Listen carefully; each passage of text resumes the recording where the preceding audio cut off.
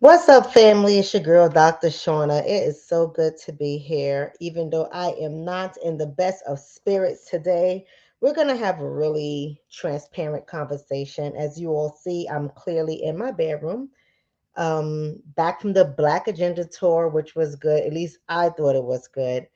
And I am here just to give you guys some of my thoughts that have been popping in my head since coming off the first tour stop, which was in Georgia, Stone Mountain, Georgia, not too far outside of Atlanta, Georgia. So we're going to talk about that. We're going to talk about us as a community. We're going to talk about how I see so many of us given up, those of us who have gotten into this fight to help our people better understand what is happening to them in America and how we can move forward. But I'm starting to realize that is not something that's going to happen. And I hate to sound like a pessimist. I hate to sound like somebody who is giving up. But the reality is, we are brutal. We are brutal as a people. We are brutal, brutal, brutal. And it is tiresome. So we're going to talk about that. But before I go ahead and get started, what's up, everybody? I love to see y'all come on. Let me just tell y'all how the Black Agenda Tour was for me, right? I'm going to talk about it from my perspective. And I want to say thank you to all my supporters who came out and said hello and took pictures with me. I still have a lot of pictures to post. I'm going to be doing some great things. I'm going to be changing this platform. We're going to talk about that. And I'm not saying that I'm going to just like totally give up, but I am telling you guys I'm going to take it down several notches when it comes to our people. I'm just being honest with y'all. I'm going to take it all. I'm going to take it down several notches cuz I ain't going to have you mofos put my little behind in a grave. I'm not going to do that. I'm not going to do that. So I'm going to be telling you guys a little bit about what's going to be happening on this platform going forward and how we're going to address issues and how we're going to talk about some things in our community. But first and foremost, I want to say shout out to everybody who has not only come up to me in a Black Agenda tour, but who have supported the business. Because y'all know I'm a relationship expert. That's where my heart is at. You guys know I know relationships inside and outside, forward and backwards. Y'all know that's what I do. So you guys who are in my class, give a big shout out in the chat if you were in my class and you were able to learn a thing or two with respects to how I broke everything down so you can better understand why we have the kind of relationships we have today. Oh my God, it was so powerful. And unfortunately, I didn't have enough time. But when we go to Memphis and the other cities, we're going to be adding on more time because this is the first time we did it in this structure where you guys going to get so much of it. I want to give a shout out to everybody who purchased my products. Y'all just bear with me before I get started because I'm letting y'all come into the room. Let me tell you what the number one seller was of my products. I started to sell a new pheromone, and this one is called Yours Truly. I don't have the box to this one because it is completely sold out. Completely sold out. So not only do I have to re up, contact the distributor and re up, completely sold out. The other thing that is completely sold out is my favorite one. Turn off the lights. As you can see, this says sample only because this is a sample. But this one, turn off the lights completely, completely sold out. So if y'all want to know what my top sellers are, turn off the lights and yours truly, completely sold out. Y'all were the bomb. All of Me is a great smell, still here. Lazy Sunday was the number two bestseller. Lazy Sunday. It is almost completely sold out. Forget Me Not. Forget Me Not. Y'all be doing your damn thing. Let's Lock Lips. Head Over Heels. Now, this one here is a popular one. Let me turn that around. Head Over Heels is another popular one. Y'all did a great job. And last but not least, Netflix and Chill, which is my massage oil candles. I got a story to tell about this one at the end to all of y'all couples. I got something to say to y'all, black people, because black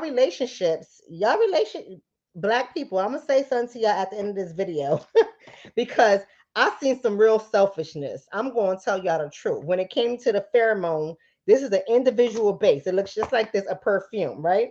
An individual base, meaning it's only for one person. Only the woman benefits off of this one to attract the men to her, right?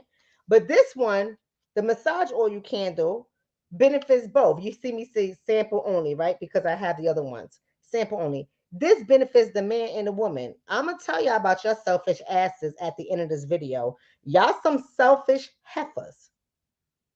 I seen your men at the table. Your men were interested, and y'all didn't pick up this.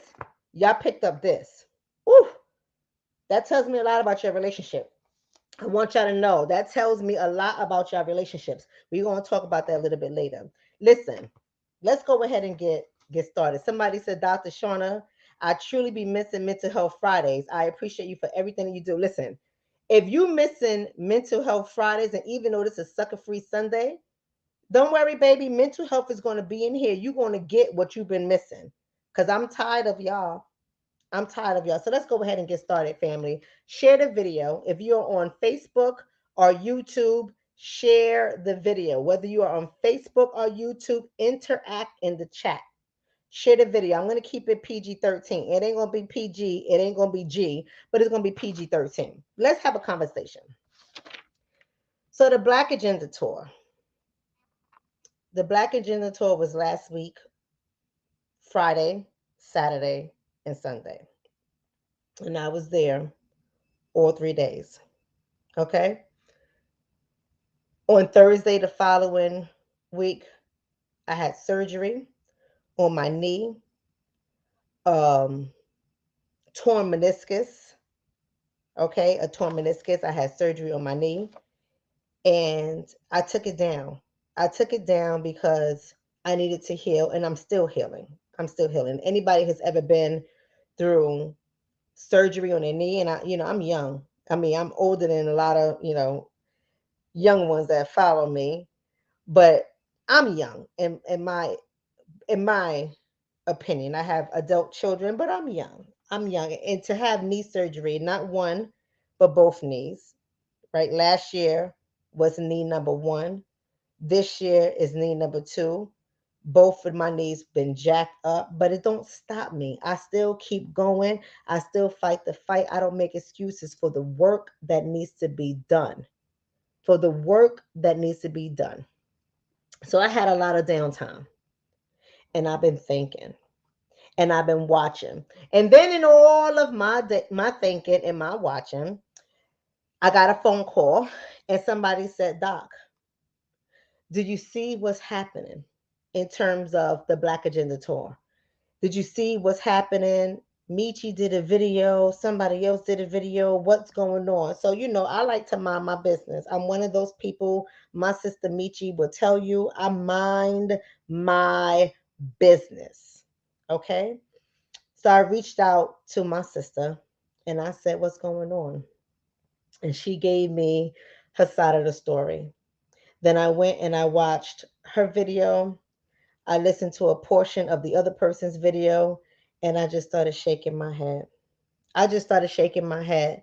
And I said, damn, our community is really sick. Our community is extremely sick. And I said, and I'm tired. I'm tired. Somebody's asked me to post my website. The website is down in the link. But if you need me to tell you, is helpingcouplesreconnect.com. Again, helpingcouplesreconnect.com. It is in the link. But I said, I'm tired. I said, you know what? As a people, we are so smart, but we are dumb. Have you ever heard that expression before? You're so smart that you're dumb. I said, we are so smart that we dumb. And I started to just sit back and I started to think. No one individual person, I'm not speaking of any individual person, I'm just saying, period. As a community, I sat back and I started to think. And I started to go back and I started to watch things that certain people are talking about. And the focus always seems to be on other people outside of us. And I'm not saying that doesn't have its place, it does. But the focus is on white superiority. The focus is on white supremacy. The focus is on white this, white that, white, white, white, white, white, white, white, white, white. white, white. That is the focus all the time. And so my mindset is this: we're not going to change any of that stuff. That stuff has been in existence for a very long time. And we all know racism, white supremacy, whatever the word you want to use, it is all systemic. It is systematic. It works over and over again. Whether you work it or not, it's always going to be in operation. So why do we continuously focus on those issues? Now let me make this very clear before I go on with this conversation. Because this is going to be my church today. This is going to be my mosque today. We in my temple today. So if y'all don't want to have this deep conversation, and if y'all don't want to look at yourselves, right, this is not going to be the chat for you today. This is not going to be the video for you today. And that's okay. That's okay. That's okay. But let me tell you something. I'm not going to sit up here and say those things don't have its place, because it does. But those things, to put those situations in every conversation that we have without looking at ourselves, is problematic. I'm going to say that. I'm going to say that. I know it's going to rub some people wrong, because some people don't want to look at their own behaviors. Some people want to look at everything that's happening to them, and they want to just hold that as the problem and say that's the truth and that is it. And I'm not saying those things don't have its place. You know as well as I know, because I teach on it, I preach on it, I educate on it. I know those things are in existence. I know those things have its place. But it comes a day and a time when you have to stop and you have to look at yourself. We have to look at ourselves as a community and as a people. And in my humble opinion, it is my opinion. I don't think that we all have to agree with each other, but I think where we are today in 2023, I think we have fallen to some very debilitating levels, in my opinion. I think some of the things that I'm seeing among us is disgusting. It is very disgusting. And we are at the lowest of the lowest. I mean, I don't know how much lower we can get other than hell. I don't know how much lower we can get from hellfire, but we are at least in hellfire, are knocking on the doors of hellfire. And it is disgusting. But how many of us are talking about it? How many of us are holding one another accountable? How many of us are highlighting the issues that are happening? See, we can always look outside of ourselves at somebody else and blame somebody else, but how many of us are having the conversations about how we're showing up as a people? What I see, and this is all on my journey of having some downtime and healing, but what I see is there's a number of us that justify our bad behaviors by blaming everybody else. We blame everybody. We blame everybody. We even blame segments of our population. We blame everybody. Let me tell you something. I'm not looking for a perfect system. There's no such thing. There will always be imbalance in society. It's duality. Y'all know what I mean when I say duality, right? It's always going to be both in our society. You're going to have good, you're going to have bad. You're going to have rich, you're going to have poor. You're going to have educated, you're going to have uneducated. You're going to have employed, you're going to have unemployed. It's always going to be balance. I'm not somebody who believes that everyone is going to be doing well, everybody's going to be living. I'm not that person. Y'all gonna have to excuse my phone because I can't get up and get to it. I do apologize, y'all, because y'all know my leg ain't feeling too well, and I don't know where the hell my phone is at, and I don't know why people are calling me, because people know I don't answer the phone. So just in case some of y'all got my number, y'all just gonna have to give me a little bit to call y'all back, because I don't answer the phone. I just really don't answer the phone, because there's always some bullshit on the other side. And I'm just being honest with y'all, my opinion. There's always some nonsense on the other end of the line. And sometimes people bring negative energy, and I don't want to deal with the negative energy, so I don't answer the phone. I'm not like people out there that they have a phone call and they think they got to answer every phone call and every text message. Fuck, no, I don't. No, especially when I look at the number that's calling, I'll pass because I'm not beat for the negativity. So let's go ahead. As I was saying, there's always going to be good and bad, right? Somebody said my brother said no, you sure don't. Listen, I read everything, I see everything, but if I'm not in the mood, I'm just not in the mood. I'm just gonna be honest with y'all. I guard my energy. I guard my energy. Sorry about the disruption. Let's go back. There's always going to be a duality. There's always going to be polar opposites. There's always going to be both rich, poor, smart, dumb, educated, uneducated, the have nots. It's always going to be that. We're not going to be able to save everybody. And I'm okay with that. See, the problem that I have with our community is accountability.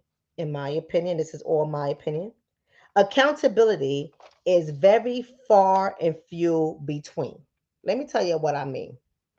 Shout out to Raymond. Thank you for that, brother. Accountability is very far and few between. We all see the same thing. But I want y'all to tell me, y'all honestly tell me, I want y'all to put it in the chat. How many of us are listening to people who are pointing out the issues in our community that are problematic, that are troublesome, and that need to change? How many? How many of us? So, and y'all go ahead and drop the names of people who highlight the issues and the problems in our community that need to change. Because I don't see too many of us having those conversations. Now, I'm not going to say that the conversations don't happen, because they happen. But I don't see, especially those of us who have strong voices, I don't see too many of us addressing the nonsense in our community that is happening and continues to happen. We have somebody says Dr. Umar Johnson, right? Who else? Who else? Somebody says Professor Griff. Who else? Who else is really having the conversation? Now, when I say having a conversation, let me make this very clear. Let me make this very clear. I'm not talking about having a conversation when we're blaming white supremacy, white superiority, white people, snow bunnies, snowflakes, pale this, pale that. Let's just really talk about it. Let's be honest. Without blaming others, how many of us address these issues that we need to take accountability for? Now, I'm not talking about Black issues, family. Listen to what I'm saying. I'm not just talking about, oh, Black issues. You know, we gotta vote Republican. We gotta vote Democratic. We gotta vote. I'm not talking about that. Oh, we gotta blame the white man. We gotta blame the Black man. I'm not talking about that. I'm talking about how many of us are saying we are stooping to some very low levels and we need to do something about it.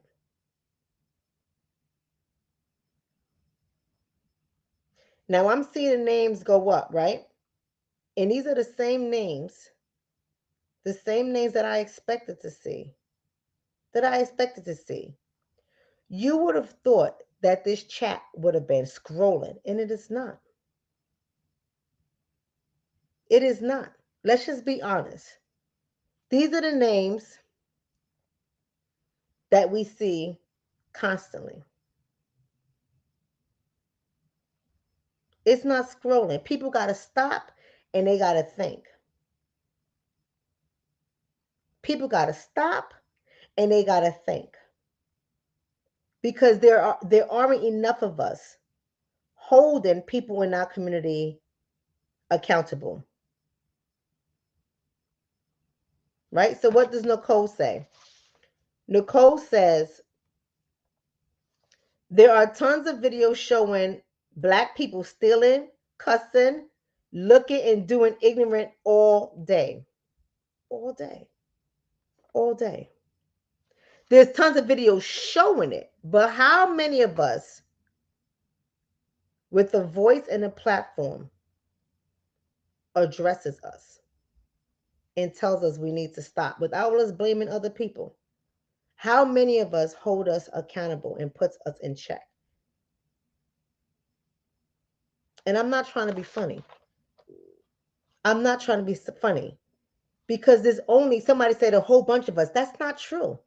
There isn't a whole bunch of us. It's the same names over and over and over again. It's the same names, and it's not even consistency. It may be a video here, it may be a video there, but it's not even consistent. Instead, a lot of us talk about celebrities and their nonsense. A lot of us talk about the music industry. A lot of us talk about white people. Let's really talk about it. Let's really talk about it. But how many of us come on and check each other every day? Right? Thank you for the donation, Sick. How many of us? I sat back and I thought about it. And I said, the lack of accountability in our community is sickening. It's sickening. And every day I get on social media, I see something that represents the lowest form of us. Every day I get on social media, I see something that represents the lowest form of us, and it is tiring. It is disgusting. But here's what I'm seeing. I'm seeing too many of us, in my opinion, too many of us. And I want y'all to pay attention to the names that are in the chat. Because if you don't know who some of these names are, I want you to write down their names and maybe start listening to their content, right? But here's the thing that I'm going to say to the brother who said he missed Mental Health Fridays. Here's your mental health issue. Let me tell y'all why I started to step back, or why I am starting. Well, I'm not going to say I'm starting. I think y'all started to see I started to pull back. I'm going to tell you why I pulled back. Because we in our community are severely overlooking the psychological issues that are happening in our community. We have some severe psychological issues that are happening in our community, and we are overlooking them. And no one is free to talk about them without their videos being reported, without them being shut down, without somebody getting offended and hurt and trying to dig up personal things about them, making personal attack videos. We are disgusting. What are some of the psychological issues that are existed in our community that when we address it, we're going to be honest tonight, when we address it, we get the greatest pushback? I want y'all to put that in the chat. Thank you, Kendrick, for that.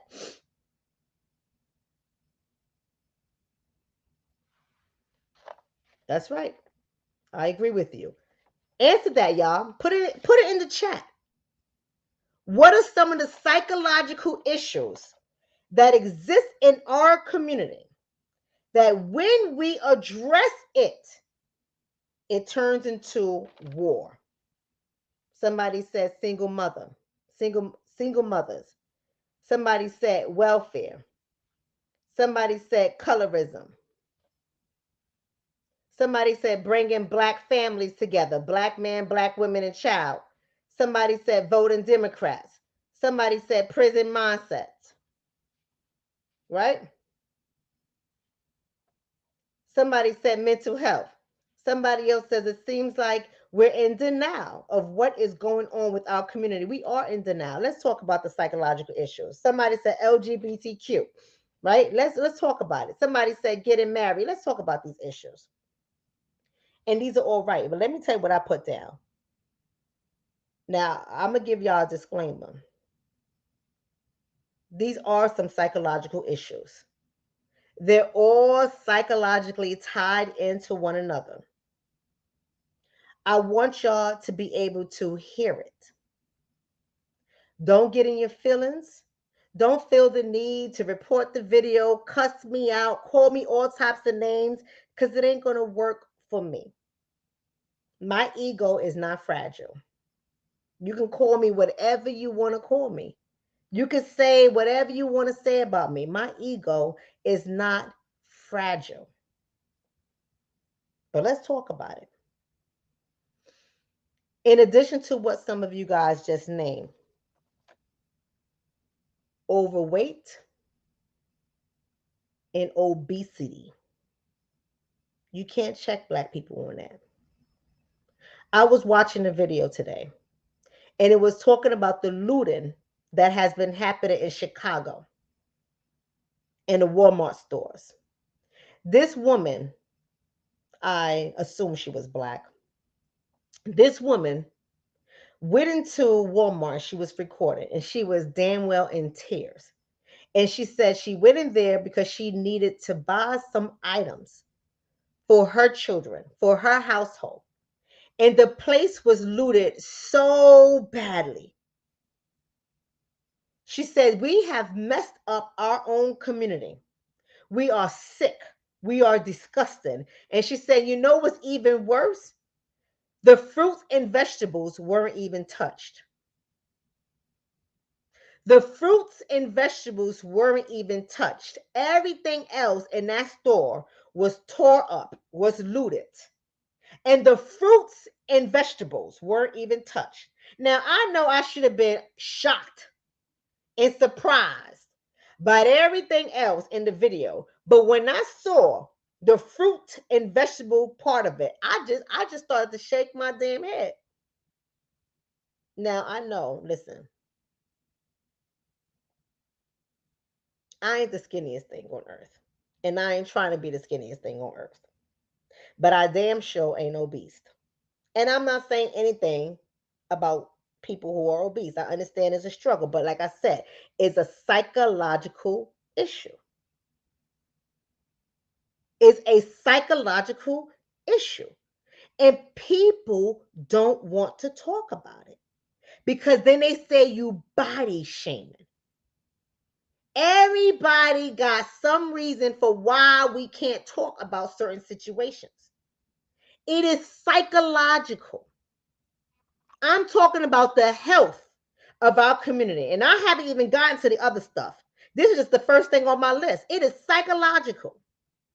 And you're not allowed to address it.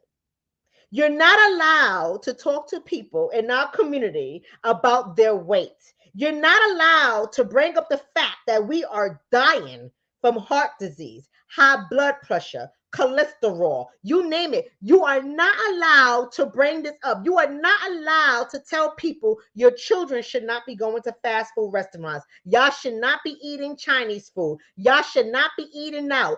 Cook dinner, have Sunday dinners. You are not allowed to have this kind of discussion because then you are shaming people. You are body shaming people. You are not allowed to talk to people about their overindulgence in food. You're not allowed to talk about the mama and the daddy who are fat and all the children who are fat. You're not allowed to talk about it. You're not allowed to talk about the grandma and the grandpa who are fat, the auntie and the uncles who are fat, the mother and the father who are fat, the children who are fat, the grandchildren who are fat. You're not allowed to talk about it.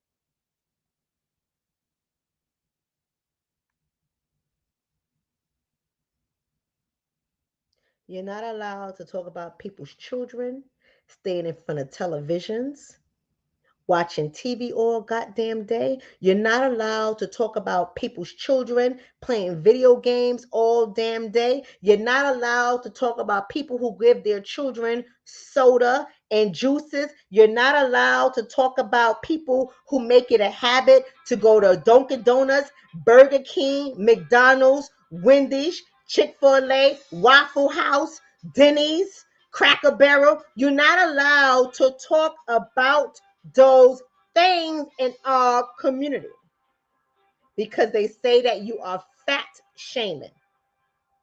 They say that you are fat shaming. I gotta find this phone, family. as much as I don't want to, I gotta find this phone. Oh, I think I found it because I am waiting for my auntie to bring my son back home, right? Ugh. I'm waiting for him to bring my son back home. Because that's what happens when you have family. Your family all pitches in and they help you out when you have surgery. So let me just see who was calling me. But my point is, you're not allowed to talk about none of that stuff. You're not allowed to talk about that stuff, right? Not allowed to talk about it. Not allowed to talk about it because then you're shaming the community. You're talking negatively about them, right? Can't talk about it. The second thing that's psychological. Somebody say, who is they? Who? What are you speaking of? And what are you speaking of? Be directly because I said a lot of stuff. When you say who is they, I don't know if you're being funny. I don't know if you're asking. I think everybody else knows who I'm talking about. So just let me know. Let's have a grown conversation. Because I'm not going to say that you in here trying to be a troll. I'm not going to say that. I'm not going to make any assumptions. I'm asking you a question. Because when I say who is they, I'm talking about us as a community, as a whole, not as an individual, but as a whole. So you can let me know what you mean when you say who is they. Because we all know good and goddamn well you're not allowed to address anybody in their bad eating habits. You're now allowed to let them know, listen, this is psychologically, you have to really control what you're consuming. You got to make better choices of what you're giving your children to eat and to drink. You got to put the alcohol down. You got to put the sugars down. You know you can't even have that conversation.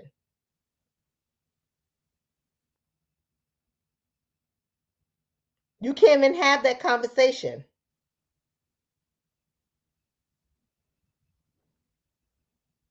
And we're talking about as a whole.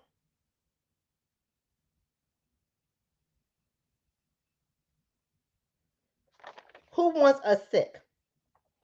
Monique says we can't talk about it because they want us sick. Who wants us sick?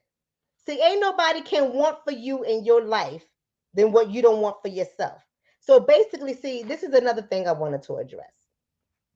This is another thing. I'm gonna go on to the second thing on my list.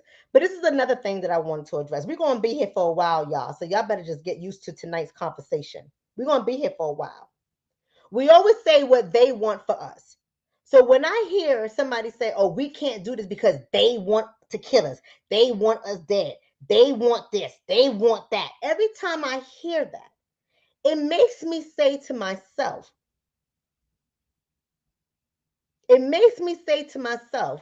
so we're not strong enough in our minds, so that we might as well just give up the fight.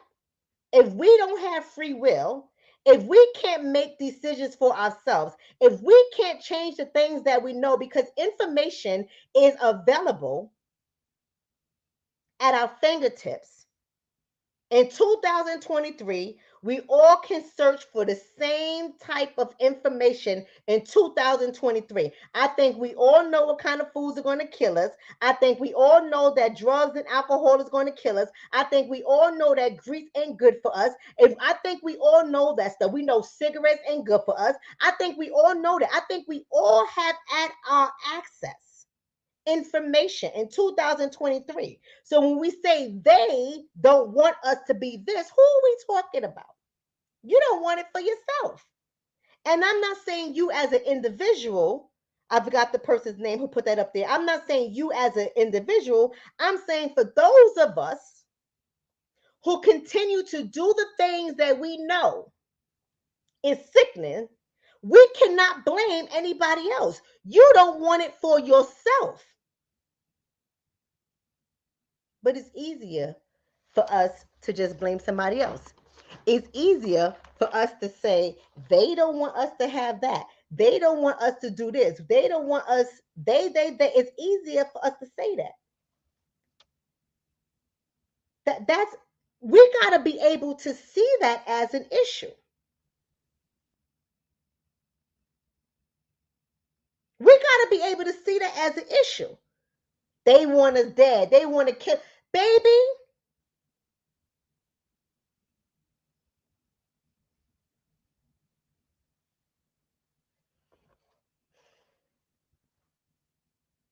so somebody told your ass not to work out. Somebody told your ass not to reduce your carbs. Oh, they was going to kill you. Somebody told your ass you better go eat that Chinese food store food, consume that, or I'm going to kill you. So that's what somebody told you. Somebody said you better have a drink today, put Grey Goose and cranberry, or you ain't waking up tomorrow if you don't drink that. Somebody said, the hell you ordering broccoli for? You better put some French fries on that plate. That's what somebody said to you. If you want to live tonight, you better eat that macaroni and cheese. That's what somebody said to you.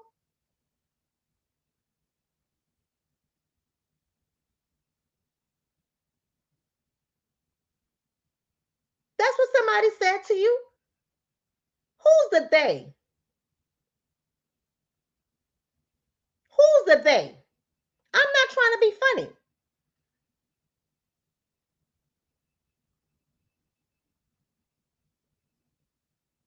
And this is what I mean when I say we cannot have these kind of conversations. The minute I bring it up, I haven't even gone deep. I haven't even connected for you why food is a psychological issue. I haven't even connected it for you. And the minute I say that, the opposition is the excuses. The reason why we ain't doing it because somebody else.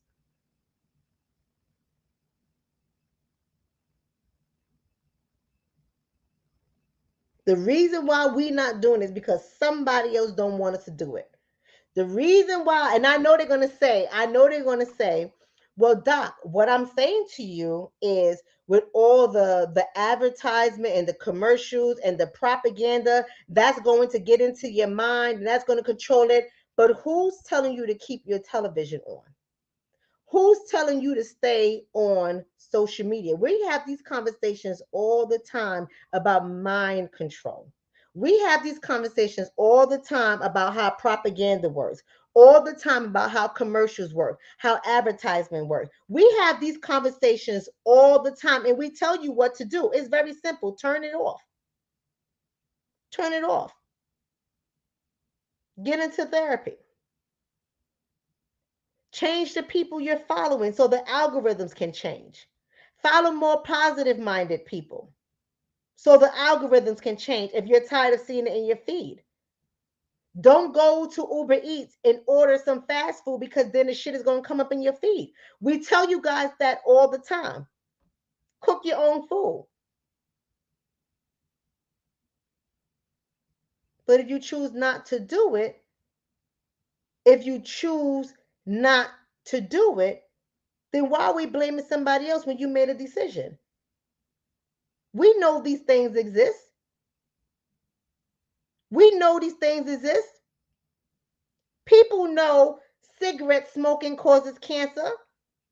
People know that. But you still choose to smoke.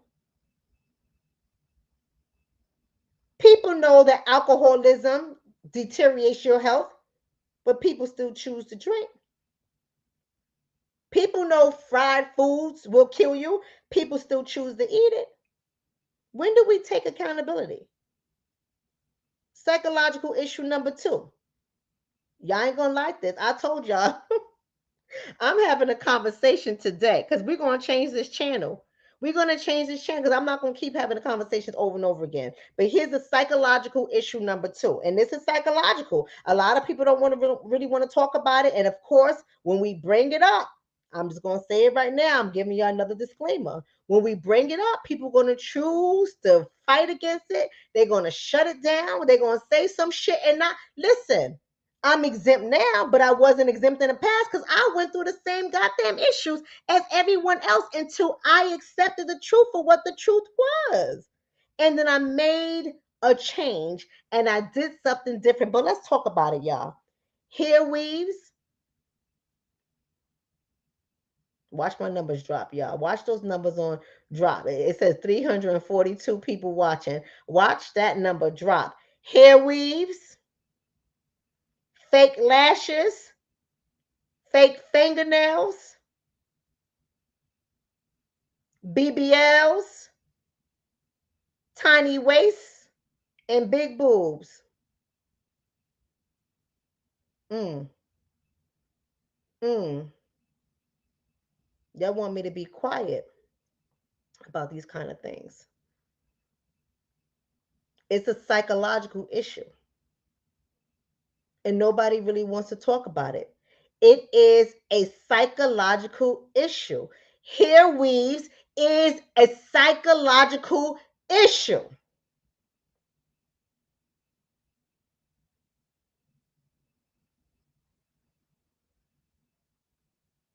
But nobody wants to talk about it. And the minute somebody brings up hair weaves, there we go again.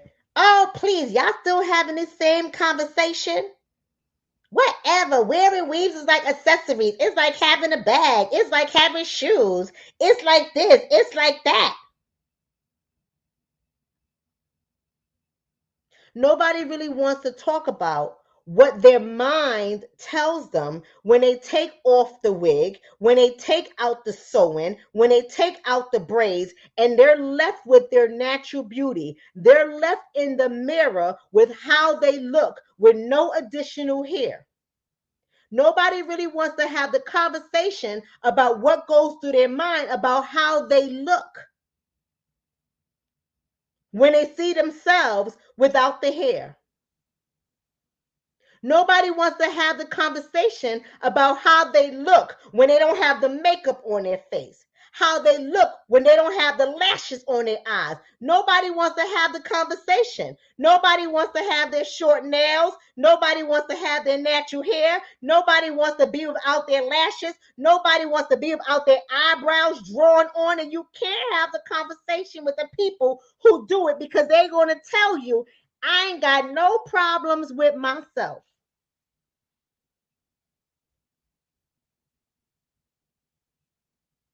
I don't have no problems with myself. I know I'm a bad bitch. Ain't that what they say? With hair or without hair, I'm a bad B, but you won't rock it without the hair. But you a bad B. But you a bad B. But we don't want to talk about it. We talk about the hair industry. But when we do, the people who financially support the hair industry don't want to hear what we have to say. Do y'all remember that video where that Asian store, I forgot what town it was in, was on some sugar honey iced tea? I'm trying to keep it clean. Y'all know, people that know me know I got a dirty mouth. Oh, the doc talk like that. Yes, the doc is human. Absolutely. I don't fit your description for my life. I live my life, but I'm trying to keep it clean for you too. But y'all remember that video where there was black women and men trying to keep black women from going inside that Asian store to buy hair. And the black women didn't want to hear nothing about it. They wanted to go inside that store, buy their cheesy ass pack hair, give them Asian people their money for that cheesy ass pack hair. And they did not want you or I to tell them anything about wearing their natural hair. But you can't talk about it. Because if you talk about women and they hair, they feel some kind of way. And they try to make 101 excuses. Forget about the fact, because they say they're doing it for the men, but you're really not. Because there are a ton of men that don't like the crap. They don't want to see the hair in their bed. They don't want to see the hair on their sink. in their shower. They don't want to see their hair in their food. They don't want to see you like that.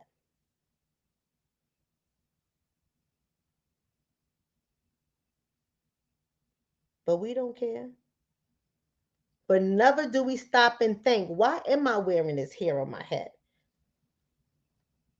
Why am I wearing these lashes?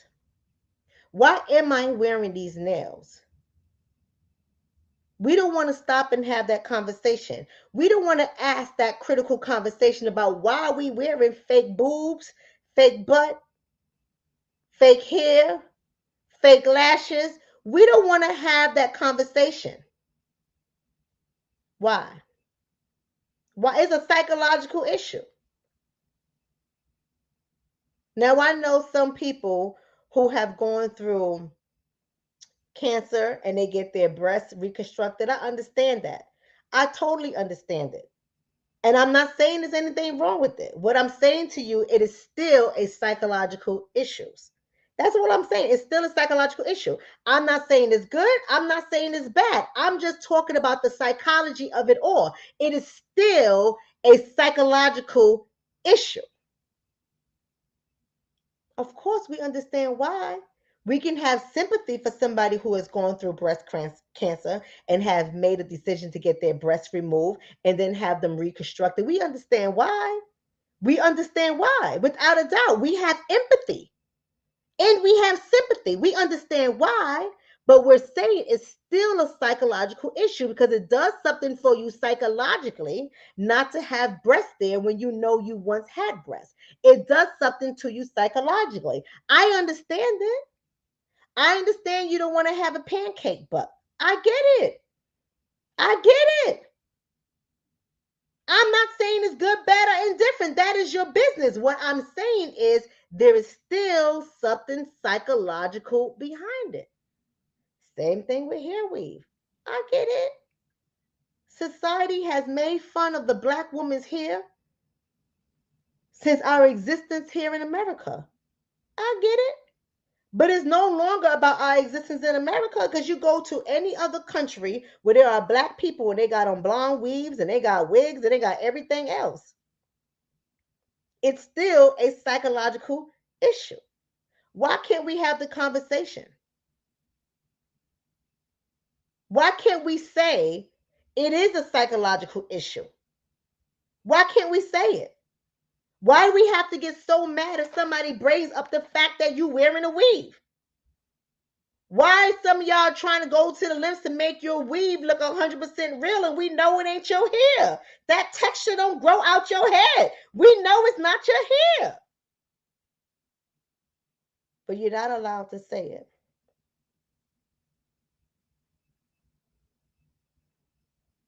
You're not allowed to say it. Instead, we make fun of those who have natural hair. We call their hair nappy. We say, oh my gosh, she need to do something with her hair. The other day, I was on Instagram and I came across a video where, and I don't know who these people are because I don't follow people in their lives like that, right? But I take it at two famous people. Y'all can tell me who they are. I can't tell you what industry they are in because I didn't capture the name. And if I captured the name, you guys know I would tell you guys the name. But it was recently, they got married and they're both very popular people apparently. And she had her natural hair for her wedding. And the black women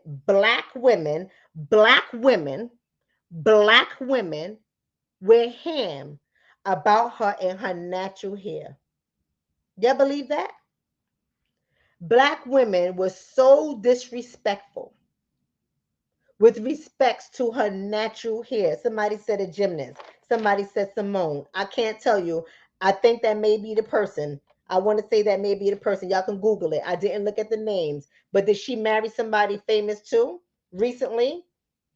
Recently, and they were just talking about her natural. She should have laid her edges, all types of ridiculous stuff. That is a psychological issue.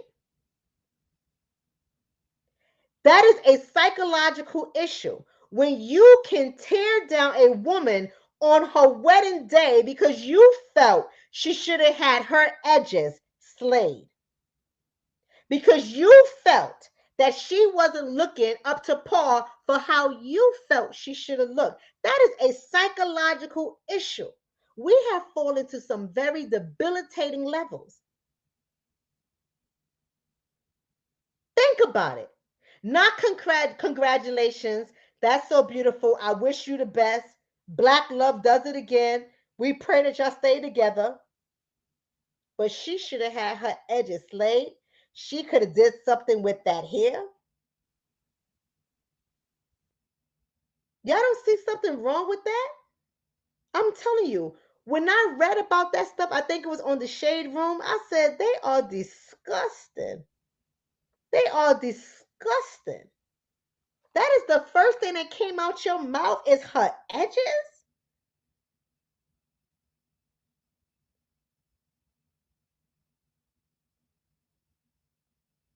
Disgusting. Disgusting.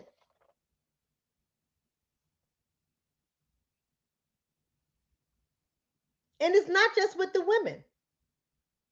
The men sit down there and they share memes and pictures of people's shapes and their figures, and then they get mad when a woman goes have a BBL. You make fun of her, you call women pigwins,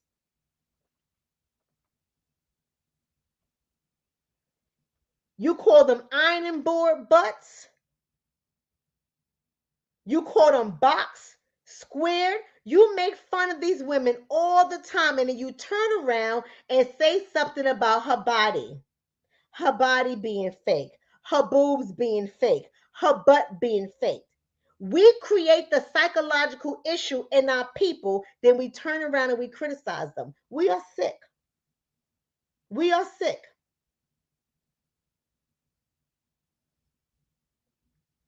We turn around and we say, why in the world is she subjecting herself to a BBL that can kill her? Love your body. And then in the next breath, we share a meme depicting a woman's body to a boxcar or the penguin from Batman. This is what we do. This is what we do. We say that they are part of the itty bitty titty committee, and then we criticize them when they get a boob job. We are making people sick because we're sick.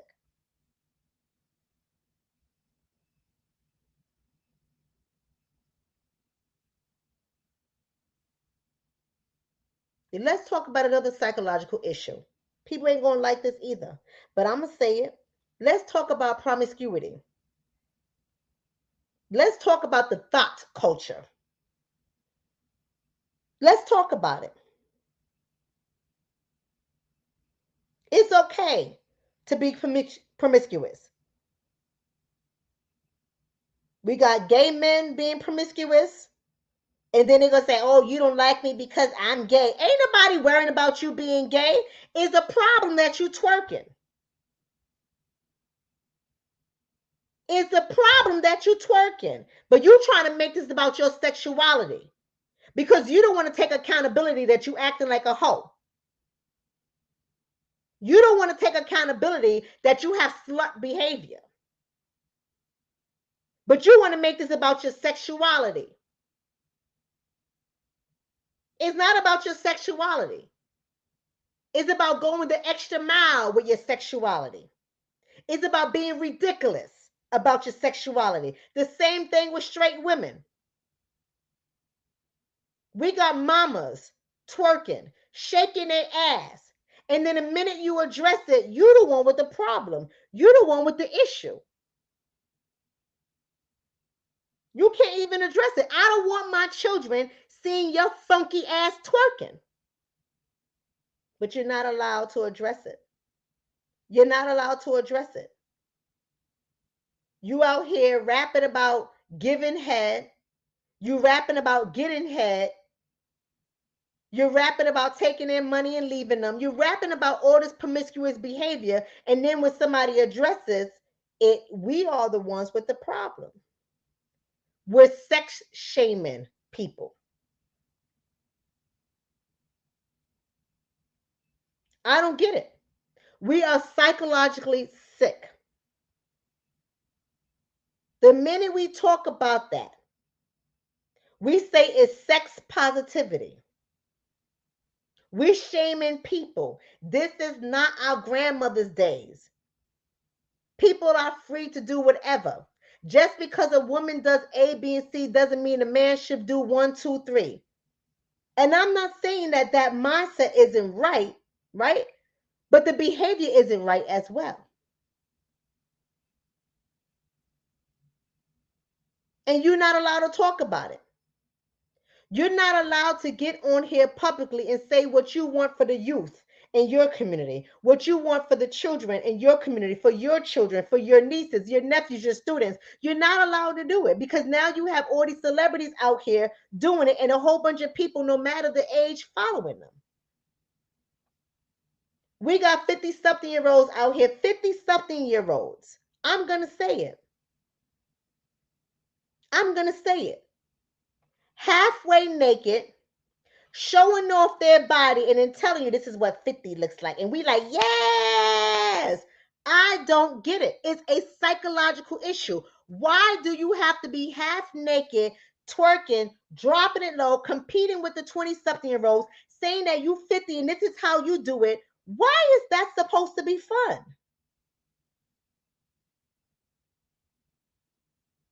Why is that fun? But you're not allowed to address it because then you're a hater. Because you're a hater. You a grandmother. You a mother. Chances are you ain't a wife. You want to be a wife, but you ain't a wife with that kind of behavior. But you can't address it. You can't talk about it because then you a hater. You're jealous. You're jealous. You address it, you're jealous. You're body shaming. You're demeaning people.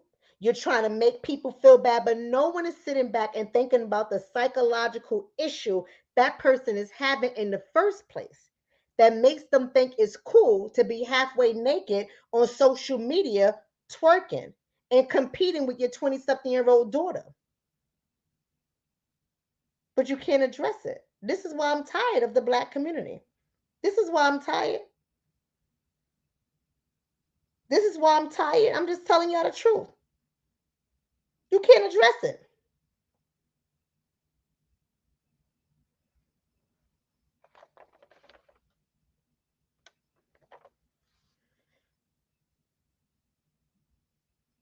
You can't address it. Yes, it is dysfunction. Yes, it is how the ignorant, dysfunctional people act. But you can't say it. You can't say it because it's woman empowerment. It's women empowerment. So you can't say it.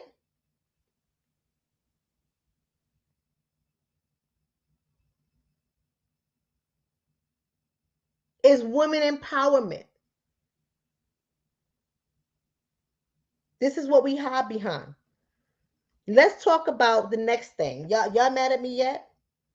Let's talk about the next thing. Let's talk about juvenile delinquency.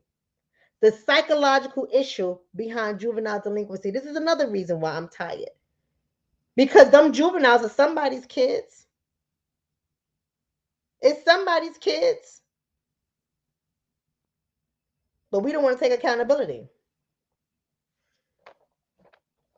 We don't want to take accountability.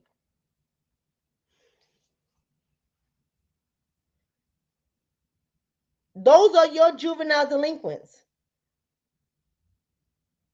And then all of a sudden, the system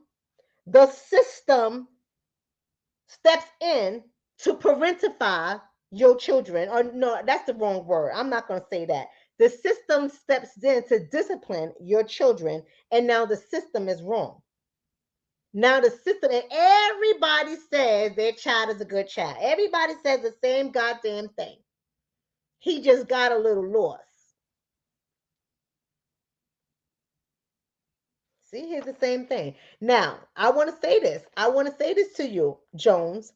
I'm not saying what you're saying doesn't have truth to it, but it's not the entire truth. You see what it's saying? Where are we getting the guns? Where are they getting the guns?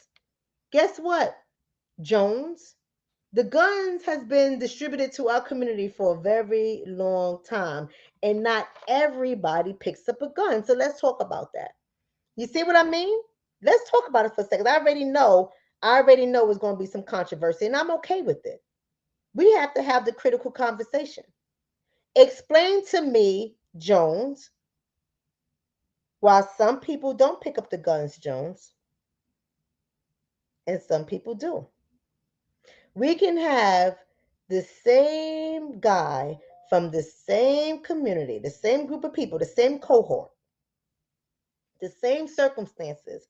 Now explain to me. And I'm not saying what you're saying doesn't have truth, but I'm saying what we readily do, what we automatically do is we go to the excuse. We go to the blame. We go to the blame. That's what I'm saying. So what I'm saying to you, he's saying same people. Because I'm just telling you, the juvenile delinquency is a psychological issue. So what I'm saying to you, Jones, we're going to have a conversation, Jones. Why is it we can choose the same community, the same circumstances, and not everybody picks up the gun? Why, Jones? Why? See, we have to have the conversations. We have to have the conversations, Jones. And I'm not telling you. You saying because of the video games, Jones? You saying because of the video games, some people are picking up the guns? There's some household, Jones, that they play the same video games. I would still have the circumstance for you, Jones. Same kids, same circumstances, same video games. One picks up the gun, one doesn't. Why, Jones? See, we gotta be mindful. We gotta think critically before we jump in and we blame a system. We gotta look at ourselves. We got to look at ourselves. That's all I'm saying. I'm not telling you that what you're saying, Jones, doesn't have some truth. What I'm saying to you, Jones, it is not the absolute truth. I'm saying that we really do have to start taking accountability.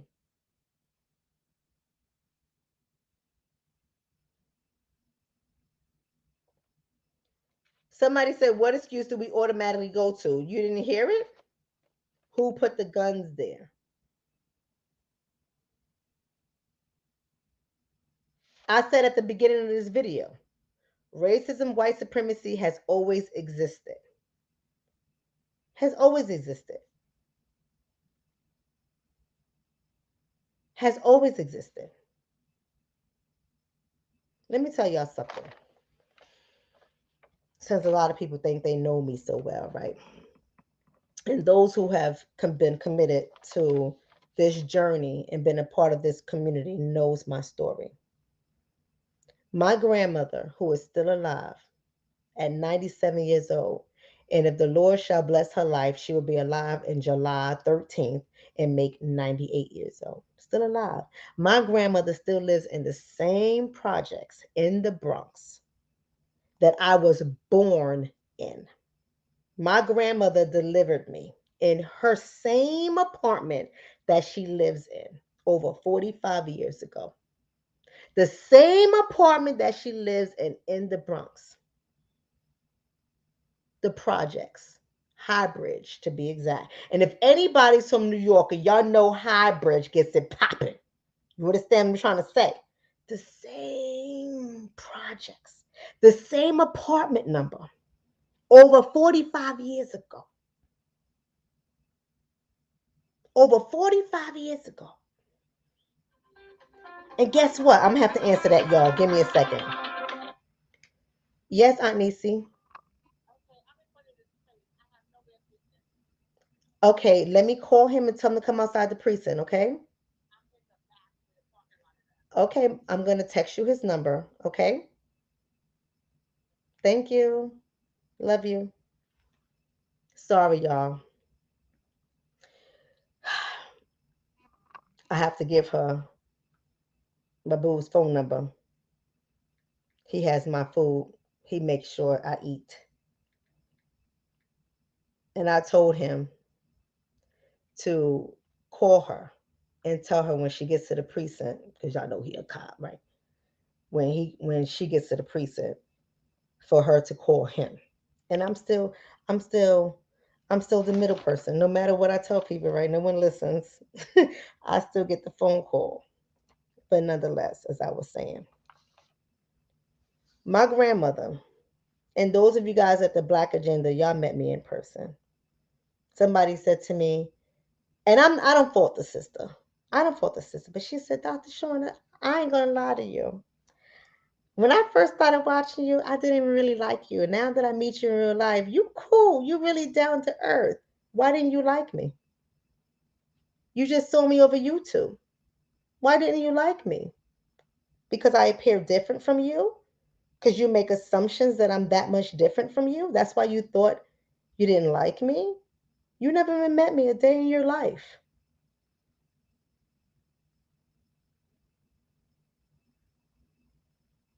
A day in the life. You make assumptions about me. See, here's the difference. My grandmother, who resides in High Bridge Projects in the Bronx, she used to always say to us, her grandchildren and her children, you ain't going to act like a bunch of ninjas. And she used to tell her grandchildren, the people in this community, in High Bridge Projects, they always thought I had money. They never knew what I did. Never knew what I did. I worked in a factory all my life. And they seen the way my children dress and the way they carry themselves. My grandmother is born and raised in Savannah, Georgia. My mother is from Savannah, Georgia. And in Savannah, Georgia is yes, sir, yes, ma'am, no, sir, no, ma'am, is miss and it's mister. And my children are raised the same way.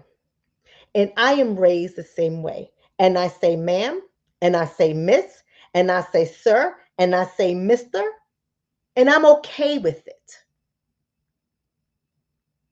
And I'm taught to look them in the eyes, to hold my head up, to walk straight, to don't talk back. That's how I'm raised. And if you meet me in person, like some of you guys have who was at the Black Agenda, you know I carry myself that way. They say, Dr. Shonna, you're so regal. Now, don't get it twisted. I'm from the Bronx. But just because I'm from the Bronx doesn't mean I don't have class. And it doesn't mean I cannot carry myself in a certain manner. My circumstances don't dictate who I am. And that's how my grandmother raised us. And if you meet any one of my cousins, we are all the same way, even though we're different. We don't want the problem. We don't want the smoke. Don't bring it. Don't bring it, because you'll get it. But we carry ourselves in a certain way. So when we talk about juvenile delinquency, yes, I'm going somewhere. This is the conversation that nobody wants to have. When we talk about juvenile delinquency, a lot of it does stem, I'm not going to say all of it, but a lot of it does stem from the values and the morals that are within your family and how you raise your children. I'm talking about recently, somebody said to me, whose child is this? Now, I thought my baby done did something. I thought, because my child, my youngest one, I teach him critical thinking skills. And sometimes the stuff that comes out of his mouth, I'm like, oh Lord, somebody else is not going to understand this. Oh Lord. And I said, he is my son. Is there an issue here? And she said, I wanted to know who his mother was when he said miss and ma'am. I'm his mother. Because people are not accustomed to that. You don't even know. You don't even know. At an agency that I work with, do you know it is the Black people that refuse to call me doctor? It is the Black people. Everybody else recognizes who I am. And everyone says Dr. E. Dr. E, Dr. E, Dr. E. And it is the Black people The Black people in management that refuse to call me Dr. E. I call them Miss, Mr., Ma'am, Sir, and it bothers them. It bothers them. I'm just raised differently. I'm just raised differently. And it bothers them that I say Miss or Mr. or Ma'am or Doctor. It bothers them. You guys should hear the things that they say about me. Don't know nothing about me. You should hear the things. You should see how they mimic me. And they make fun of me. And I don't care. And it doesn't change anything. I still get the shit done. I still get the work done. I still make shit happen.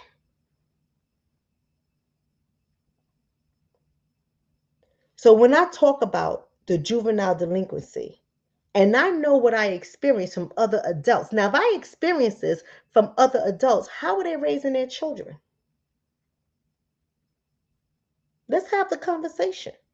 If I experience this from other adults, how are they raising their children? If other adults won't respect me, what are they teaching their children? What are they teaching their children? We got to have the conversation. We wonder why we're in debilitating positions right now. We don't even respect one another. So we don't respect each other as an adult. If we don't respect each other as an adult, what are we teaching our children? The apple don't fall too far from the tree.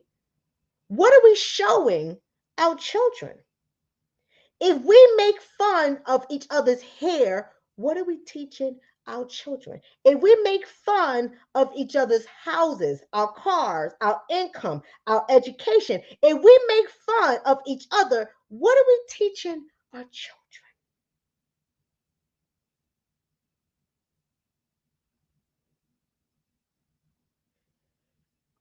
The other day, my son said to me, he didn't want to be this one child's friend because he was weird. I said, well, what do you mean? I explored it even more. And then he said, well, he's in special education and he's weird. I got on his ass. Shout out to Siobhan. Thank you for that. I got on his ass about saying that. I did. And I said, do you remember when you came out of your school? He went to an all black school and they taught a little bit differently. And they was a little bit behind the public school kids. And when I started to notice my son was behind, I did pull him out the all black school and I put him in a public school until I can figure out what I'm going to do. Right. And so he gets into the school and he learns fast. So my son, the first year he got in, he struggled a little bit and they want to classify his ass. But you know, I'm his mama, so you know that ain't happen. You know, my son ain't got no IEP. I said, give me 6 months with him. And there's no difference, then we can have a different conversation. Oh, but it was a difference. And now that he gets it, he understands it, he's processing the information quickly. Now he wants to talk about the other kids. And I never saw him do that before. So he learned it from another little boy who looks like him. He learned it from another little boy who's nasty. This is a nasty little boy. And the reason why I'm telling you is nasty, I finally got a chance to meet this boy's father. And his father and I had a conversation. And I told him in front of his son how nasty his son is. And I reminded his son of the nasty things that he had said to me, an adult, and how he spoke to me and how it was not acceptable. Just like us. Just like us. And so I corrected my son. And I let him know about tolerance and accepting other people for who they are and having respect. And just remember, last year you were made fun of because you weren't operating on the same level as the other kids. Just remember how quick you were, just like one of them. And I corrected him. What I'm saying to you is, how many of us are doing that for our children?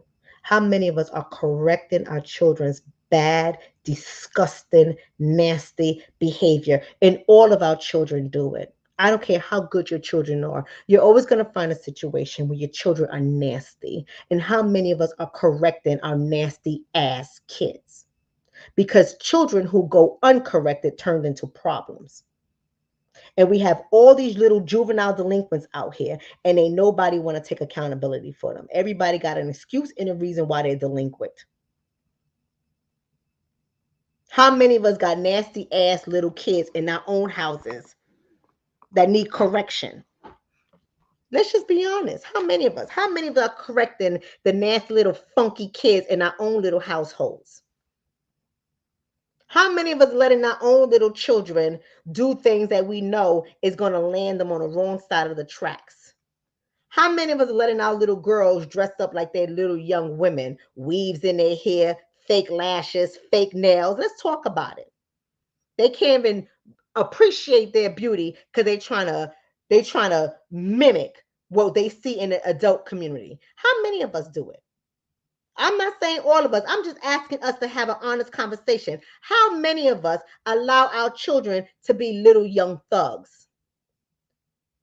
We got 13-year-olds, boys with both their ears pierces. I see 15 and 16-year-olds with tattoos. Let's talk about it. But you can't have a conversation about it. You can't have a conversation about it because you judging little kids and they just having fun and you just an old hater. The other day, I'm going to say this and I'm going to move on. The other day, I saw a posting on Instagram, so I get all my news from Instagram. I don't watch TV. Y'all know I don't watch no damn TV in my house. But the other day, I saw a little posting on Instagram. And y'all know it's prom season. And all these little kids looking like full-grown ass adults. Y'all saw that post, right, on the Shade Room? Full-grown ass adults revealing prom dresses, flashing money in front of really expensive cars that cost $150, $200K. Really expensive cars, fronting. And the minute somebody said something about the attire that these children were wearing on the Shade Room, you know how many people, I made a comment, you know how many people came for my neck? I don't care. I didn't respond to not one of them little funky ass people. I didn't say nothing. I said what I said. And that's the problem. We don't like correction. Your fast ass girls wearing that fast ass dress with them ridiculous weaves and those ridiculous nails and those ridiculous lashes, standing in front of the car with this boy flashing his money. But you can't say nothing about it. You can't say nothing about it. Because they're trying to look like some of us. They're trying to look like the rappers, the artists, some of us that act like we got money, some of us flossing. You can't say nothing.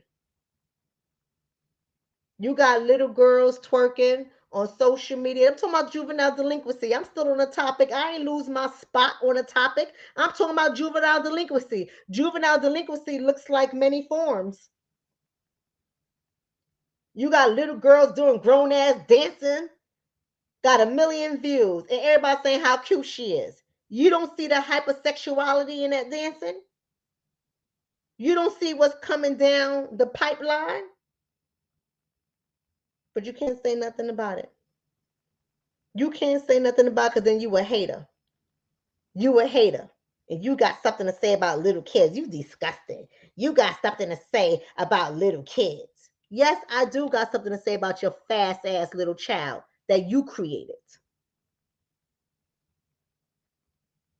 Let's go on.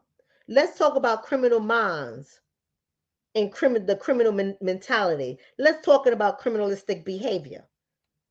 That's another thing you can't talk about. You can't talk about how people are raising their sons to kill women. You can't talk about young girls, how people are raising their young girls who can't manage their emotions and they doing all types of crazy things out here. You can't talk about it. You can't talk about it. Because then you the bad person. You got your sons that can't handle rejection. You got your daughters who can't handle rejection. You got the mamas and the daddies who can't handle rejection. Everybody want to go get a gun. Everybody want to have a fight. Here's another thing I saw on Instagram. Let's talk about these behaviors, this mentality. Let's talk about it. And I'm gonna tell you why it's criminalistic. Because people ain't gonna think it's criminalistic when I give them an example. So I saw a video that went viral on Instagram. I can't make this stuff up. I can't make this stuff. Ain't nobody saying nothing about the people who raised these people. She had her daughter in her arm on her hip. Now y'all know mamas, y'all know how we carry the babies when we put them on our hip under our arm. And I presume it was the daughter's father or her boyfriend. Who knows nowadays? Because you can give birth to somebody and have a whole goddamn boyfriend, and the boyfriend ain't even the father of the children anymore. So you can't even make that assumption. And I don't want to make that assumption because that is out the window. That, and no one cares anymore. People do not care anymore. They don't care if you just had a baby 2 months ago. They don't care. They're going to slide up in you anyway because ain't nobody got no morals. Ain't nobody got no respect. No one cares anymore. So I don't want to make the assumption that this young man was this little girl's father. But nonetheless, the little girl had to be at least 1 year old, if not a little younger, 9 months. And she had the girl on the hip.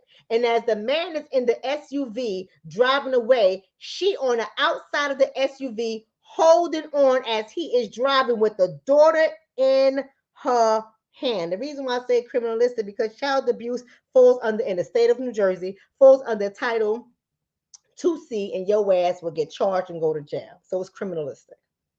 She ain't care. She ain't care. She could not maintain her emotions. He stopped the car. He tried to get her off the car. She's still holding on to the baby and holding on to the car. Her little ass is just going in and out the air. He trying to get her off the car. He finally got her off the car. She's still holding on the girl. She snatched her hand back. The baby's still on her hip.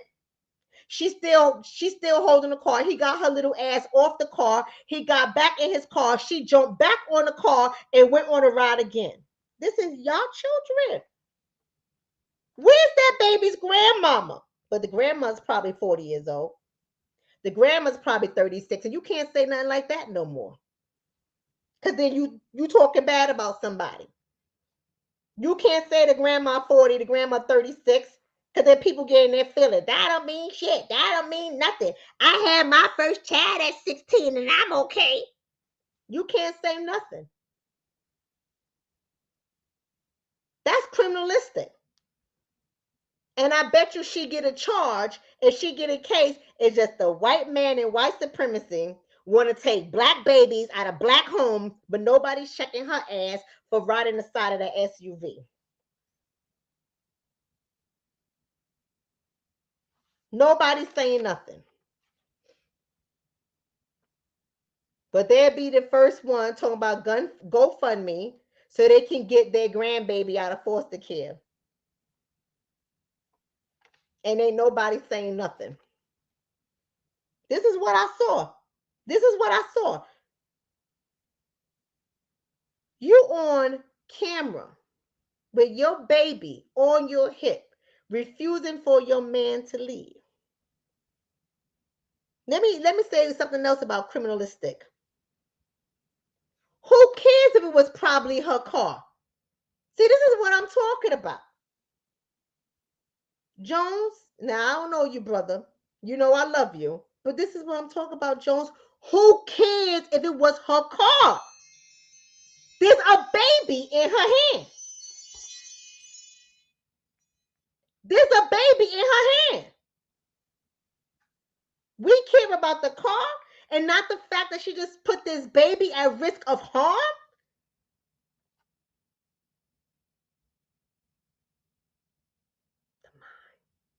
The mind, the mind. We got to stop looking for excuses. We got to stop looking for excuses. We got to stop looking for excuses. It's criminalistic. It's deviant behavior. It's demonic behavior. It's a lack of emotional control. We got to stop justifying bad behavior.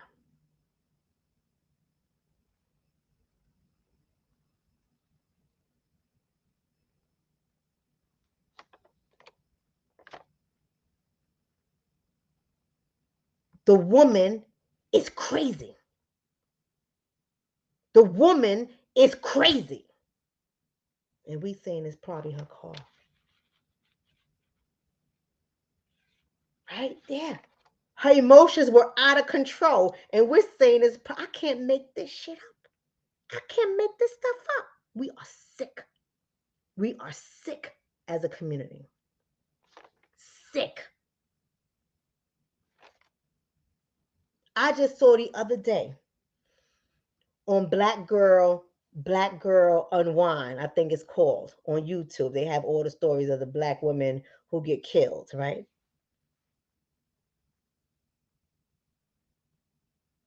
You ain't see that? I'm going to tell you what I saw. Sick. Criminalistic mindset. And we have normalized it. We think it's okay. Family members, 3 family members, probably all cousins, not too sure. 2 of them went to one family member's house. They had it on Facebook Live. You heard about this? Popping so much ish toward the family member. You ain't gonna come out here and you ain't gonna do nothing. Because everybody about it. Family member, black girl unlost. Yes, thank you. Thank you for that, Mila. Thank you. I don't know if I'm saying it, Mila. I'm sorry. I don't know if I'm pronouncing it wrong. Melly. Don't mean no disrespect. But that's the channel. I believe that's the channel. Right? Family member comes to the door fully loaded. I don't know if she had a 40 or a 9mm. I don't know what she had. But she told them to get the hell off her. This is family. They all family. All family. Look at the mindset. You ain't going to do nothing. Point that red beam where you want to shoot. All this ghetto, nasty, raunchy, talking mad-ish. Come over here if you want. And I get up your call. What you going to do? In what? Gangster. Now, I don't know where y'all from. But I ain't talking smack when you got a gun and I don't. I'm not going to assume that you ain't going to do nothing to me. You go to this woman's house, sit on her car, pop smack toward her. She come out fully loaded and pop both your asses. Both of y'all. You see what I'm saying? We're sick. We sick.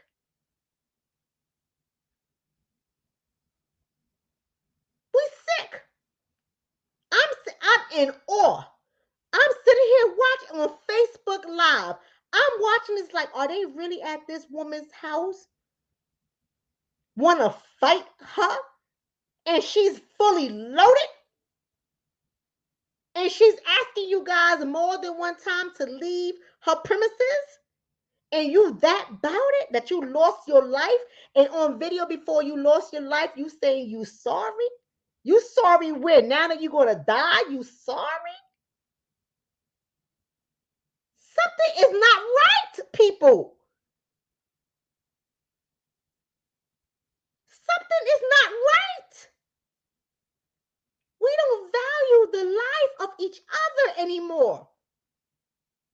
We don't value our own lives. We watch too much TV. We always think that something is not going to happen to us. And this is family. They were all related. All related. Family. Caught the bullet on Facebook Live, both of them. Not one, but both of them. Clap, clap, clap. Sent them home to flowers bringing. Slow ringing. Sent them home in a casket.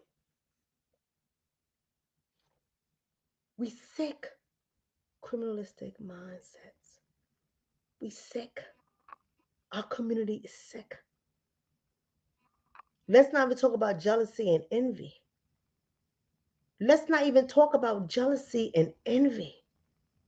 That's another psychological issue. Jealousy and envy. Let me tell you something.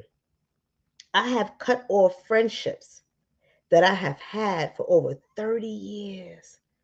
30 years because people are sick. People, jealousy and envy. And you can't tell somebody that they're jealous because they're always going to tell you they're not. When you listen to the things that they say and the things that you do, you know it's jealousy. But some of y'all just stay around these people. Let me tell you something. Y'all got to stop dealing with these kind of spirits. People their spirits, man, their spirits are sick. The minute start hearing people go left, they start going sideways. I don't even want to be your friend anymore. You know why? Because people are not well anymore. People are not well. I'd rather be by myself. But there are so many people who don't like to be by themselves. So many people always got to be in a mix of somebody else's life. They always got to be on the phone with somebody. They always got to be in somebody's house. They always got to go out with somebody. I'd rather be by myself. I'm safer by myself than I am with some of these jokers out here. Sick. The minute people get caught up in drama and all their conversation is drama filled, I don't have anything to do with those people. I walk away from, I don't care who, you could be my family. You could be my family. The minute your language starts switching and your behavior starts changing, you start moving funny, I'm good. I'm good, family and no family, because family are killing each other. The other day I turned on another black girl on Lost, if I'm not mistaken, it was on that channel. Other day I turned on this is just like the other day, literally like the other day. A sister choked the shit out of her other sister and then called 911 and told them that she choked her sister to death. And no one saw it coming. These are two very prominent sisters in the community doing things for the black community, politically, community. They're good. Why would you choke your sister to death? Jealousy and envy. Why would you choke your sister to death? And then you call 911.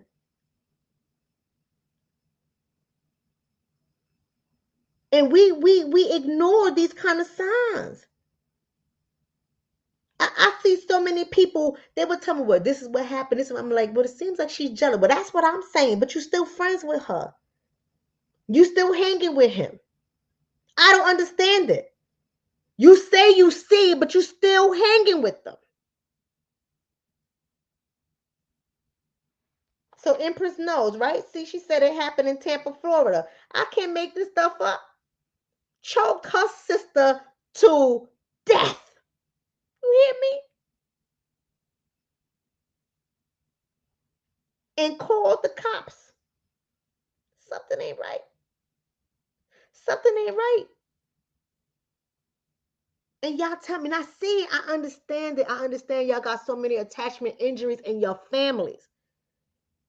And you're afraid of letting go of people. You're afraid of being alone. But y'all got to let go of some people, baby, because you can't take them with you.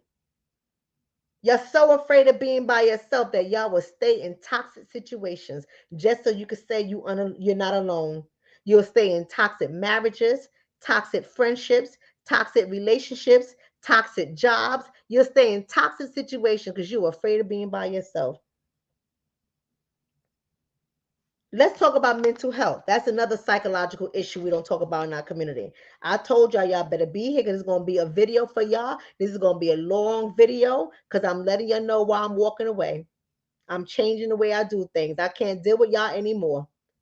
The mental health in our community is unchecked and it is out of control. And no one thinks they got a mental health issue.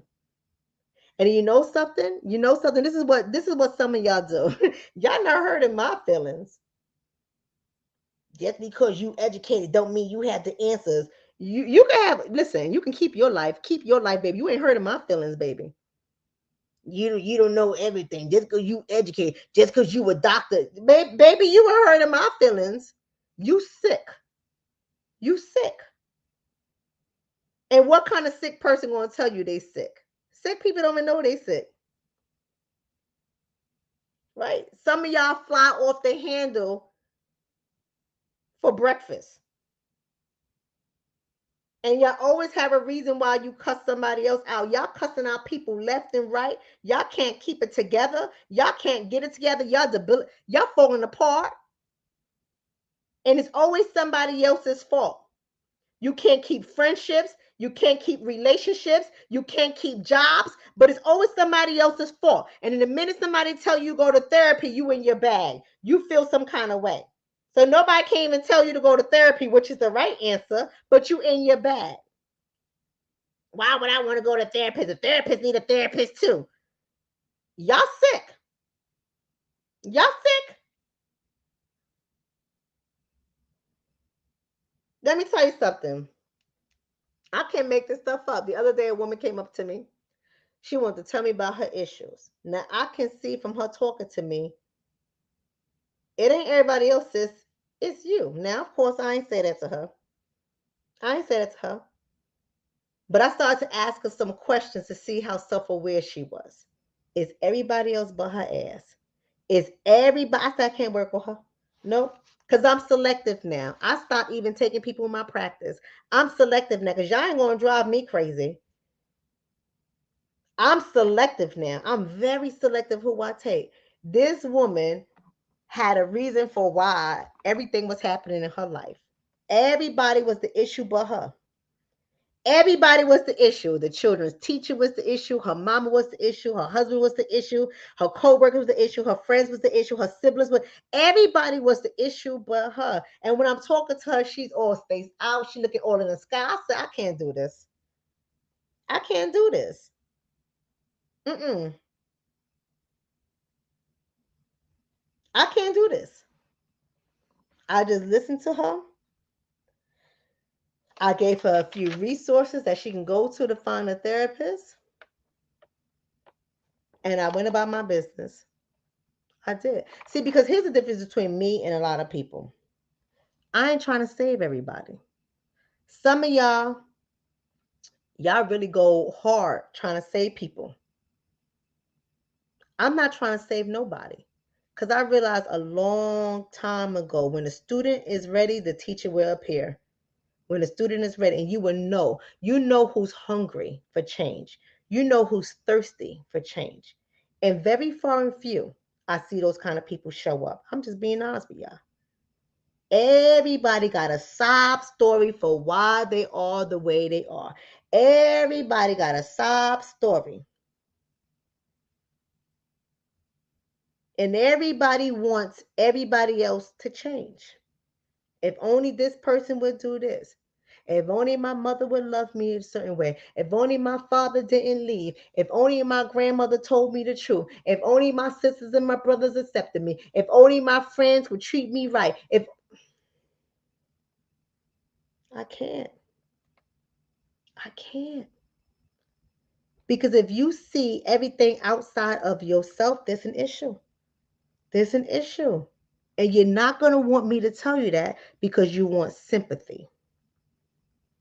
Not empathy. I can give you understanding and then give you insight. You don't want insight. You don't want empathy. You want sympathy. You want people to feel sorry for you. Do not invite me to your petty parties and your pity parties.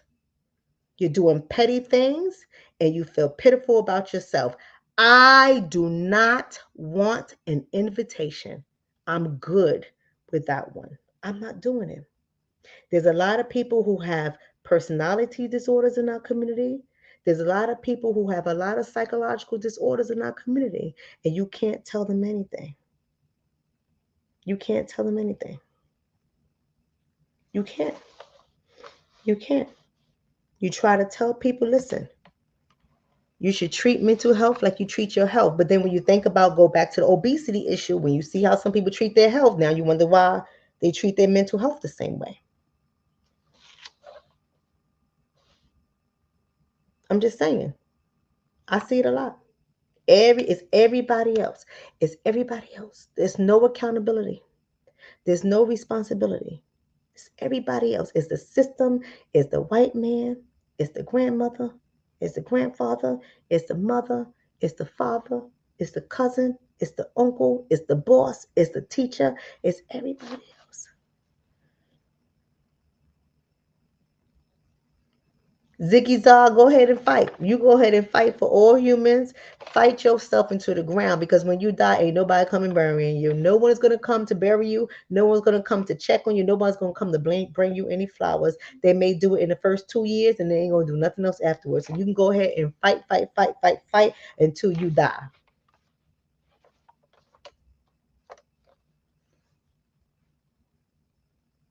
I know you don't like that. That's okay. You ain't gotta like it. You ain't gotta like it. That's okay. What about destructions of our families? That's another psychological issue. Destructions of our families. Destructions of our family. Now, when I say that, people always want to point to all the issues that is causing our community to self-destruct. But again, once again, no accountability. No accountability. And you can't talk about it. You can't talk to people about the decisions they make of who they have children with. You can't talk to people about decisions that they've made that led to some consequences they didn't really want to deal with. You can't talk to people about that.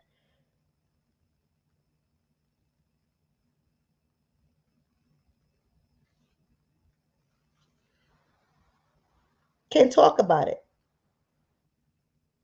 Everything starts from a decision. Everything in life starts with a decision. You got to make decisions. Every decision you make will have a consequence. Every decision. Every decision. Every decision. Who you have a child with will bring consequences. Who you live with will bring consequences. Who you marry will bring consequences. Listen to what I'm saying. Is the choices that you make. That's what I'm saying. You cannot choose what family you are born into. You can't choose that. You can choose if you stay around that family. But you can't choose where you're born. But you can choose who you have a family with. You can choose who you marry. You can choose how you raise your children. You can choose the household rules you set. You can choose your morals, your values. You can choose all those things.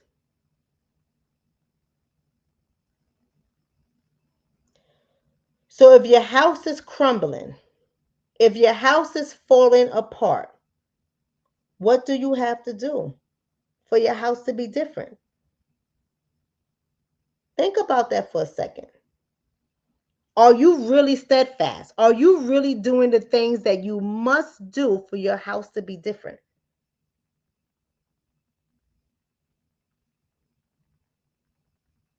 Think about that for a second. You can't sit up here and tell me you don't know what you must do. Like I say all the time, something as simple as when it comes to your children. Let's start with parenting. Sorry about that, man. My knee is, I'm about to get off here. My knee is messed up right now. Let's start with your parenting. How many of y'all got young school age children? I'm not talking about high school, maybe middle school, but mainly elementary school, or at least K to sixth grade. K to six. How many of y'all got children K to six? Or you're helping to raise children in K to six? Whether you're grandparents, foster parents, adopted parents, biological parents, right? How many of y'all, for those of you guys have children K to six? Thank y'all for that. Let me ask you another question. Be honest. How many of y'all sit down every day, not only do homework with your children, but help them study for their exams?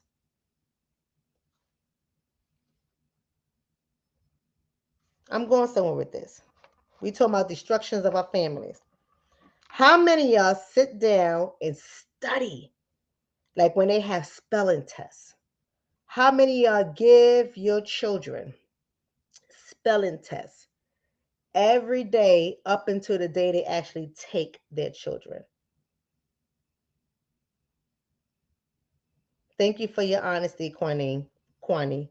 She says, or he says, I don't know if it's a guy or a girl, says, I'm not consistent, honestly, and I feel guilty sometimes. Right? Ziggy says, I failed. Right? Somebody says, I work on it. Okay, Miss Brown says, I do. Thank y'all for that. Let me tell you something. Everything is a decision. Everything is a decision. You know you have a child in your home that you're responsible for, that goes to school every day, that gets homework, and that have tests. We talking about how destruction of our black families is a psychological issue. You know you have these things. You know that the way you sit down with your children from K to 6, I'm going to say in 7th and 8th grade to an extent, but mainly K to 6, you know you set the stage of how your children learn, how they study, how they perform. You know that. How many people actually do it? You know, I had my 9-year-old tell me, he said, oh, I hate this house. Now, how many of us had children say that? I hate this house. You hate this house. Because he knows there's rules in this house. And my partner and I are a team. And you're not going to come in this house and pick up an iPad on the week you have school. You're not going to come in this house and pick up a Switch. I had this conversation with y'all before during school week. Oh, you have a spelling test on Friday? I will be giving you a quiz every day until you get 100. And every word that you get wrong, you will write that word 5 times each. Give me a second. Yes, Anisi. Okay, he knows how to get in the house, but I have the door unlocked. Give me 1 second. I'll come downstairs. I won't be able to unlock it without me unlocking the bottom lock. I'll be right there. Bye. See, something told me I should have taken the lock off my door. Something told me I should have done that, and I didn't, because my son has he has a he has a lock. Oh, sorry about that, guys. But anyway, let me finish telling y'all. So he comes home, and I say to him, "You have homework.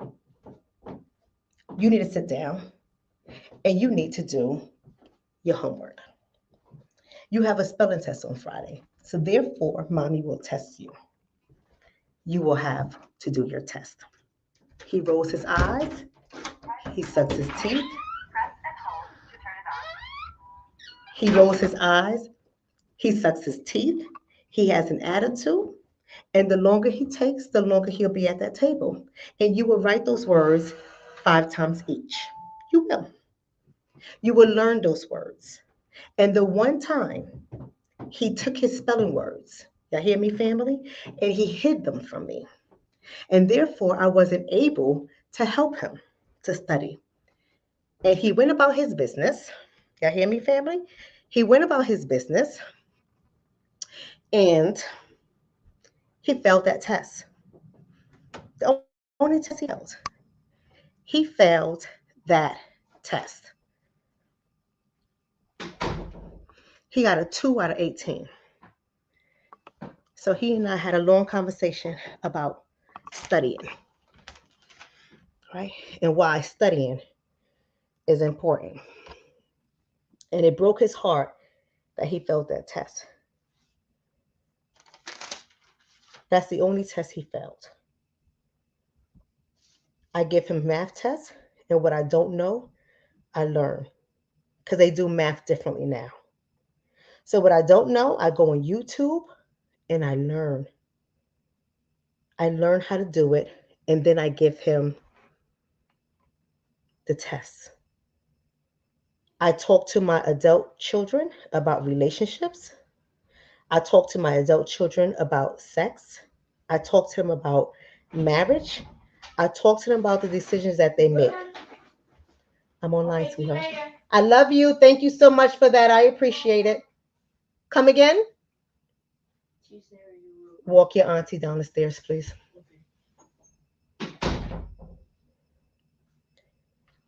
Right? I talk to them about everything. Whenever my children are doing something that I know is leading the wrong way, even when they don't want to hear it, I talk about it.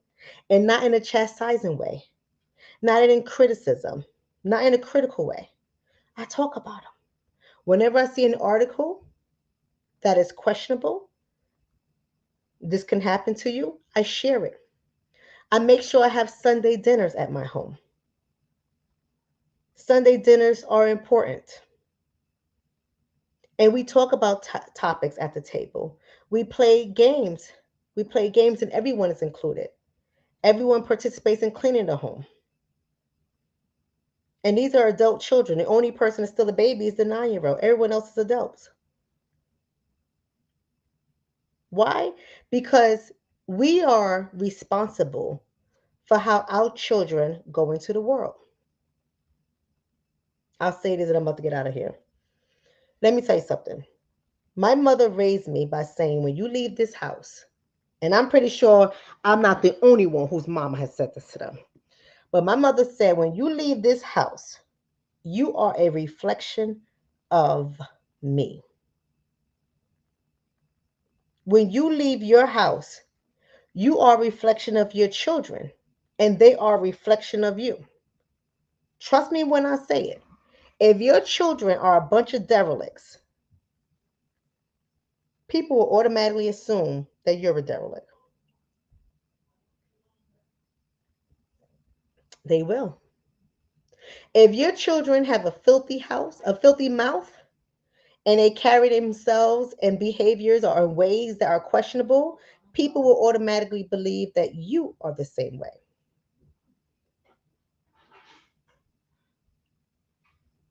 Give me a second. Auntie, Sage, is your aunt here? Are you okay? Okay. I still hear her in the house.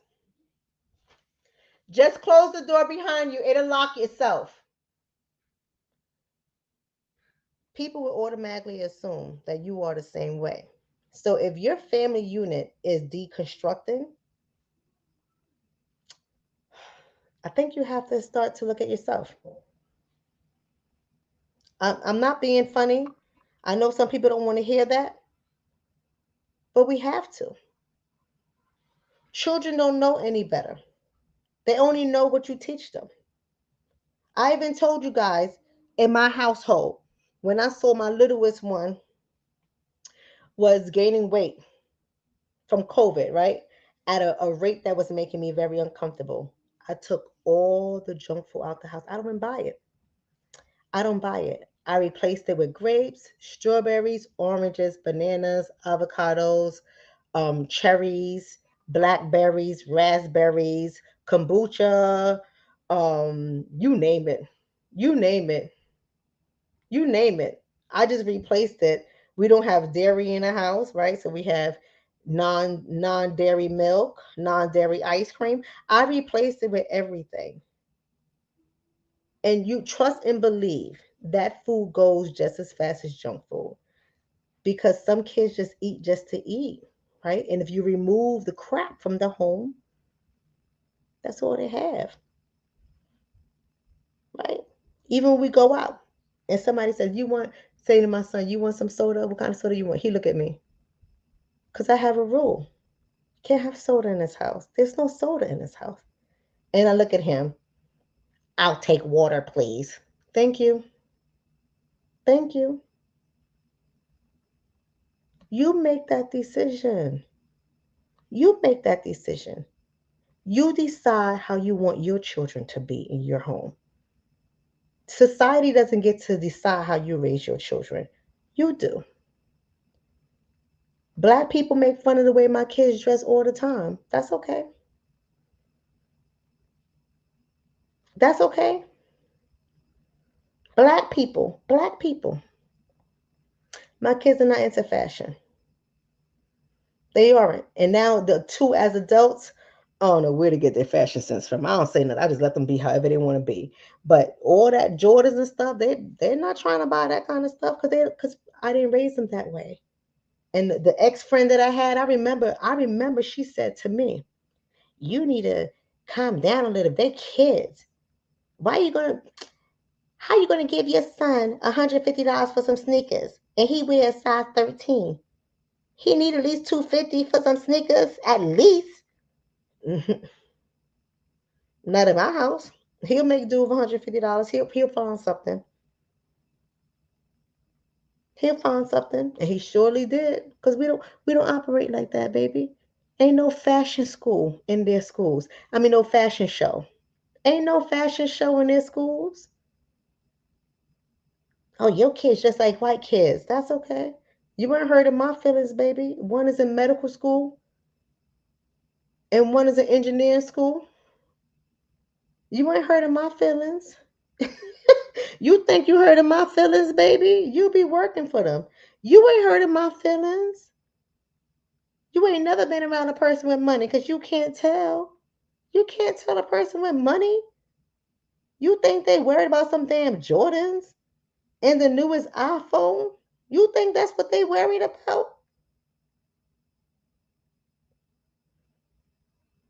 That's okay. Make fun of my kids all you want, baby. We ain't hardly crying. Trust and believe, we ain't crying. My youngest son, he don't care. And his little friend, his little so-called friend, used to tease him about his sneakers. What kind of sneakers you got on?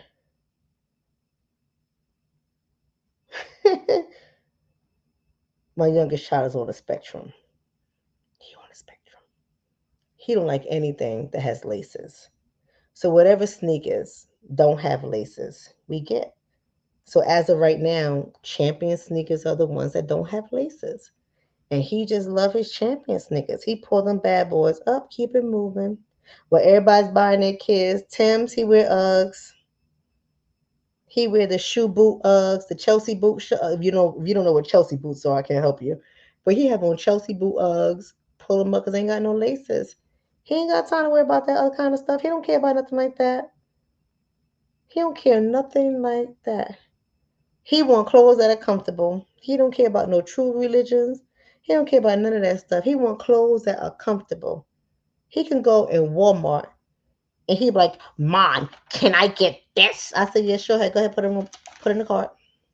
And he would wear them sweatpants until he wear them suckers out, baby. Cause we got other shit to focus on. You want to talk about deconstruction of the black family? When you allow media to tell you what your fashion is and what you should be wearing, what you shouldn't be wearing, you lost. You lost. Let's talk about self-hating behaviors. Self-hating behaviors. I already named a few of them. We don't like kinky hair. We don't like dark skin. We don't like educated black folk. We are ridiculous. We are ridiculous. We don't like educated black folks. What else? What else? What other self-hating behavior? We tease each other. We want to talk about the cars that we drive. It ain't fast if it ain't fancy enough. The other day I had posted, well, not the other day, a while ago I had posted about I was thinking about getting my daughter a different car. And somebody who knows me from when I was like in my 20s, he said, "Doc, is that the same Camry you had from when we first connected?" I said, "Yeah, my daughter drives an old Camry I had. This car is old, y'all. 5 speed, stick shift, old." And I taught her how to drive stick, and she has that car. So he said, "You still got your daughter in that car?" I should have just unfriended him, right? But I ain't in my bag. I ain't in my emotions. I said, "I sure do." I said, "That's the car that she chose to drive and she beat up, and now she's ready for a new one." Called it a day, and I said, "There's still one owner I was the only owner. She's a second. And the car is still going. We kept it up. It's a Camry. They go forever. He was like, man, it's outdated. Okay. You say all that to say what? We got medical school to pay for. We ain't got time to play games with y'all. You saying all that to say what? To say what? Just to have something to say? You self-hating Negro. Just to have something to say? You saying all that to say what? Why? The fact that I kept my child in that car, you feel some kind of way? Why would I do impact you? Why you feel the need to say something demeaning? Why you just have to come up? Why did you have to say anything on my post to begin with? You corny as hell. Why did you have to say something? How does what my daughter drive affect you? How does that hurt your pockets what she driving?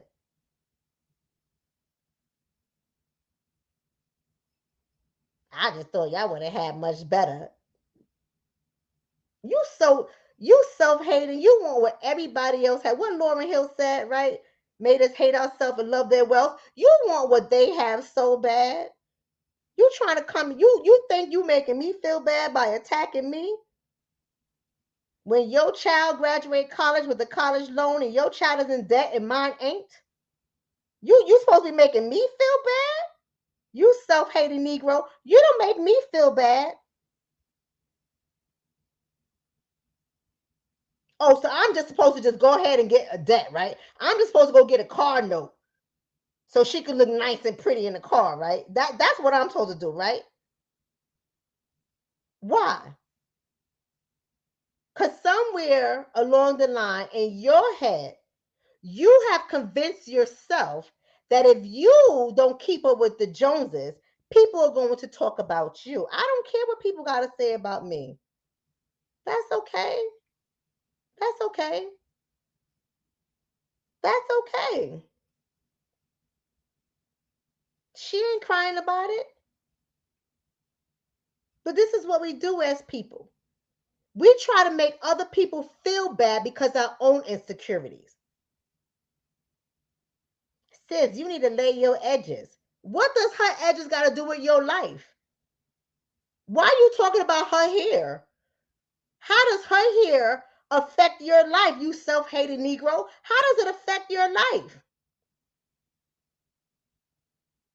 Please tell me. I'm saying, sis, you got to get your game up. Get my game up. How does my lifestyle impact you? Please help me to figure that out because I haven't figured it out yet.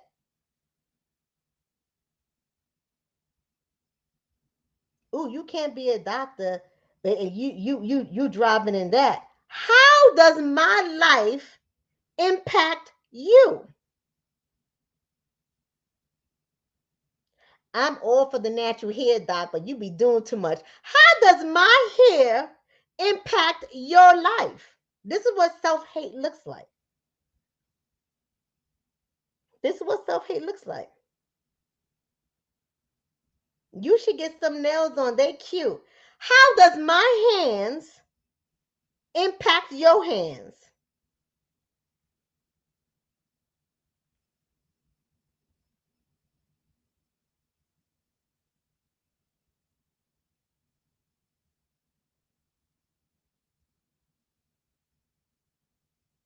Please let me know.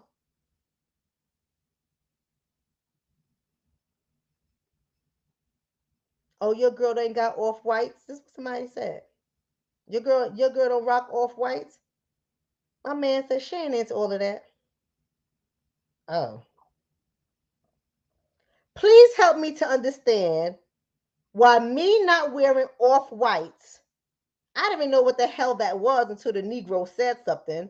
But please help me to understand by me not wearing off whites, how does that impact your life, you self hating Negro? How does that impact your life? Please help me to understand that.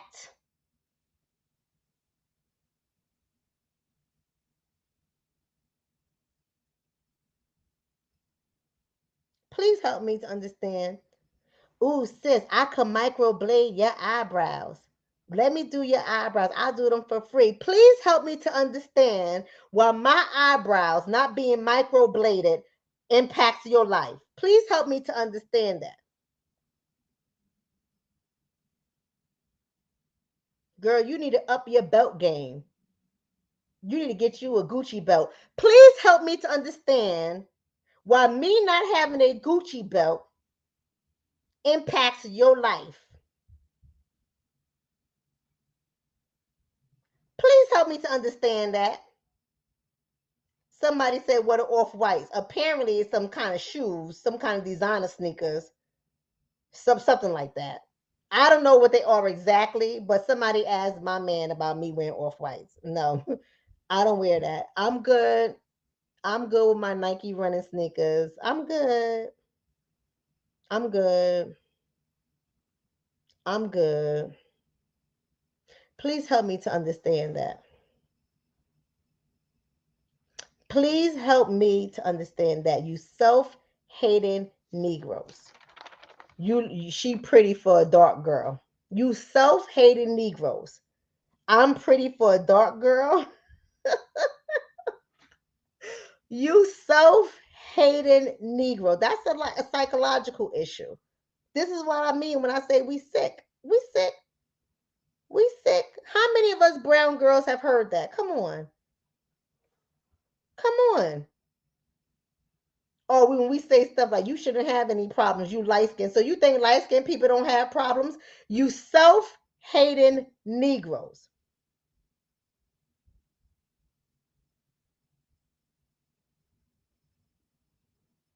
Right? Is somebody else said you pretty for a chubby girl, right? Please help me to understand why these self hating Negroes feel the need to fix their lips to say some nonsense like that toward anybody. Why you single? You light skinned. So light skinned people ain't single? So only dark skinned people should be single, right? I just I just don't understand. We are sick. But here's the thing. The scumbag, and yes, I said it, the scumbag behavior in our community, it overshadows the best of us. We have so many scumbags, it's not even funny. We have so many. Hold on, I gotta address something. What does that mean? Don't be so offended. Huh, Island Nord? What does that mean? Don't be so offended. I need to understand that. I don't want to make any assumptions. See, this is not about being offended. Because if you think it's about being offended, you're missing the point here. Please help me to understand. Because I don't want to make any assumption when you say don't be. I'm taking it too deeply. You see what I mean, y'all? We sick. We sick. We sick.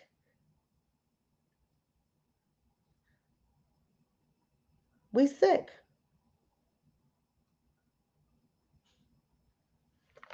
We sick. It's one of those things where you don't even want to address it.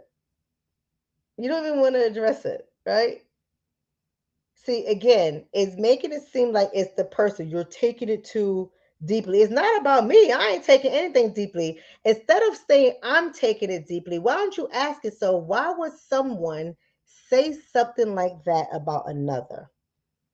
Right? Instead of putting it on me, telling me I'm taking it so deeply, why don't you ask yourself what would make somebody say something like that? And where does it come from? Where does it come from? I'm assuming you're talking about when you're saying you took it as a joke. Let me ask you a question. Where are you from? Where do you originate from? Not where do you live, where do you originate from? What is your background? I'm just asking a question. Let me see where we can go with this. Where are you from? How do you identify?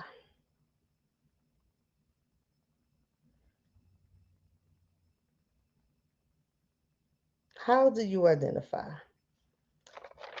So you're telling me your whole family line is from DC? Is that where your family originates from? Your whole family originates from DC?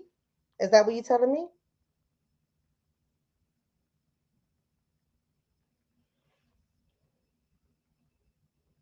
Does your family originate from DC? I'm just asking a question. I just want to know.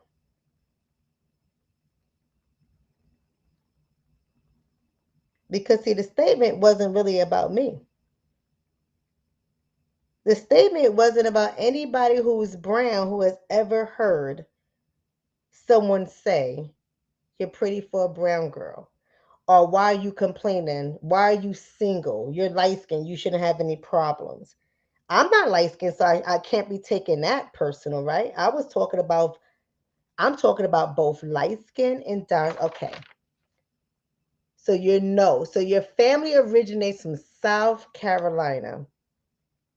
How was the colorism in South Carolina? Let's talk about that island, Nard, in South Carolina. So your family originates from South Carolina.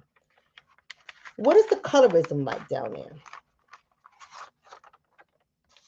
Right? So we're having a regular conversation. We're not attacking, right? We're not attacking whatsoever. A regular conversation. What is the colorism like down there? Because I know my family's from Savannah, Georgia. And trust me, the colorism is real. It's very real. It's very real. And colorism stems from self hate, right? It stems from self hate. There have been a lot of black people, Island Nard. There's been a lot of black people who said stuff like good here, bad here. Am I lying, y'all, family? Am I lying?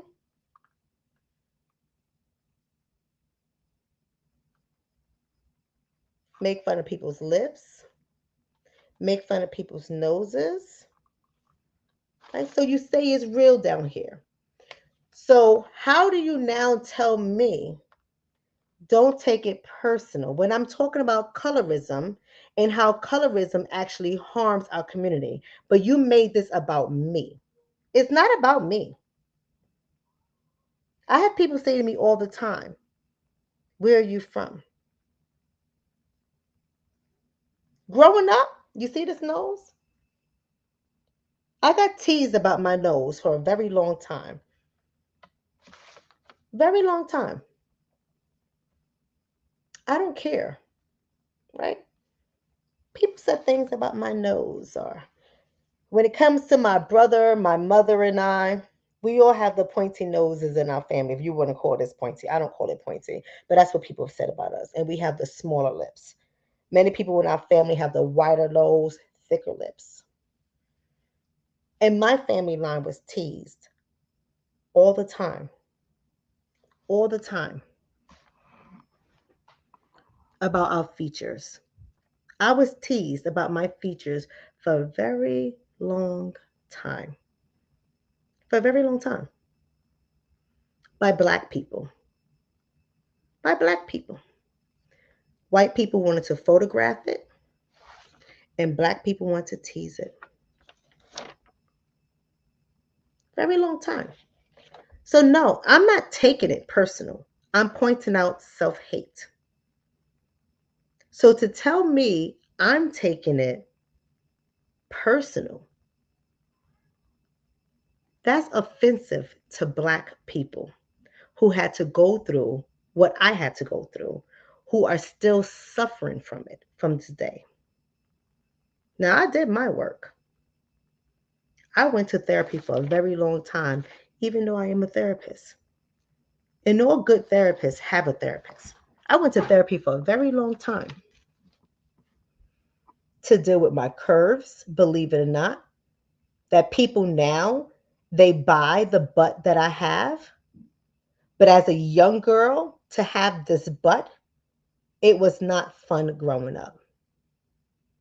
It was not fun growing up. To have these hips, it was not fun growing up. To be a dark girl with a big butt and big hips. If y'all know, what was her name? I'm not trying to give y'all a history lesson. It's gonna pop into my head, but maybe y'all can help me out faster. Um, the black woman from during the times of slavery who had big hips, big butt, and they put her in a zoo, the human zoo, right? Because they were in awe of how the black woman's body was. What was her name? Come on, y'all, give me her name. Give me her name because I can't think about it right now, right? But our shape, there you go, Sarah. Thank you. What was her last name? Start with a B, right? Her last name started with a B. Bar something. What was her last name? Started with a B, if I'm not mistaken. Thank you. That's why I love Bartman. There you go. Sarah Bartman. Thank you. Thank you. See, when you don't know your history, when you don't know your history, you're going to be lost. Now everybody want to look like Sarah Bartman. But when I was growing up, it was not a compliment. It was not a compliment. Now everybody wants to pay to get her body. My body is natural. Those hips and that butt of mine is natural. My brown skin is natural. My lips are natural. My nose are natural. Everyone likes these things now. People are paying to get their nose like mine now. People are paying to get their lips like mine now. People are paying to get their cheekbones like mine. People are paying to get their hips like mine, to get their butt like mine. Those things were not fun growing up. It was not fun growing up.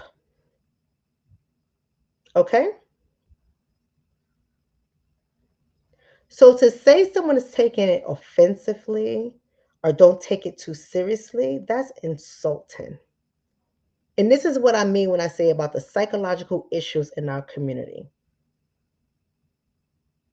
right? We don't really want to deal with it. For guys to sexualize women, to have this kind of body, see, women are paying for it now and they like their attention. It's not attention that when you had it all your life, it's not attention that you like, that no matter what you wear, I can be in a suit and it would still look very interesting. Ask my man, he'll tell you. I'll be in regular behind sweatpants. And he's still like, you going outside like that? Regular behind sweatpants. It's not cute to be sexualized when they can't see you for your brain, but they just see you for your body. And all these women running out, all these women going out getting these BBLs, their nose jobs, their lip jobs, cheek, cheekbone jobs, right? And it's interesting. It's very interesting to see the psychological dynamics now. But I'm not going to get into that. I was talking about the scumbags of our community. I'm out of here. The scumbags.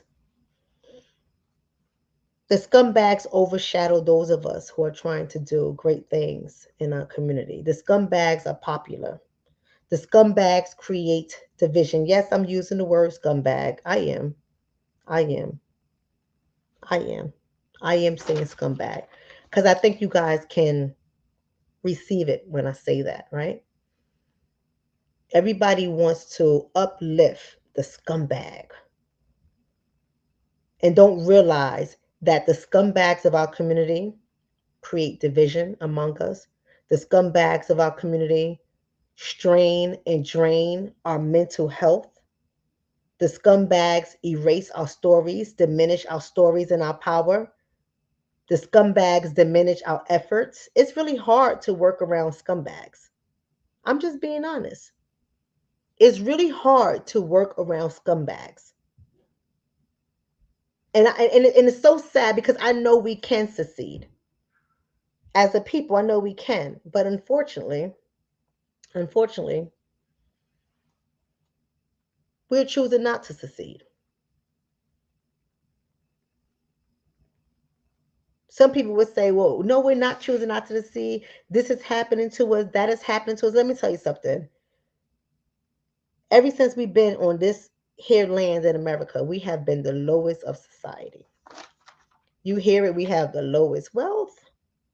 We have the lowest finances. You hear it. We hear it. We hear it all the time. We hear it all the time. But even in our lowest, there were still people who were doing great things among us and had a body of people who wanted to succeed. I'll take y'all back, and I'm not going to stay here too long, but I'll take y'all back to Marcus Garvey. Let's go back to Marcus Garvey. Whether you like the man or not, that's neither here or there. But I don't think any of us, not even white people, can deny how successful he was pulling us all together to organize us, build business sense, try to do things that are great. Now he had his errors and there were some faults, but there's never been a level of success like Marcus Garvey. Think about it for a second. There has never been a level of success like Marcus Garvey because he's seen that we were at the lowest of the lowest. And what he instilled in us as a people was pride. Pride in who we are, not self-hate, but self-pride. Self-pride. And he built that. He wanted us to be happy about who we are, to love who we are, to mix with each other, to build with each other. And that was the greatest threat. That was the greatest threat to us, to America. That was the greatest threat. Because to see millions, he had millions across the world, across the globe, not just here in the US, in Africa, in Europe, in the US, in the Caribbean. He had millions, millions of people who loved who they were.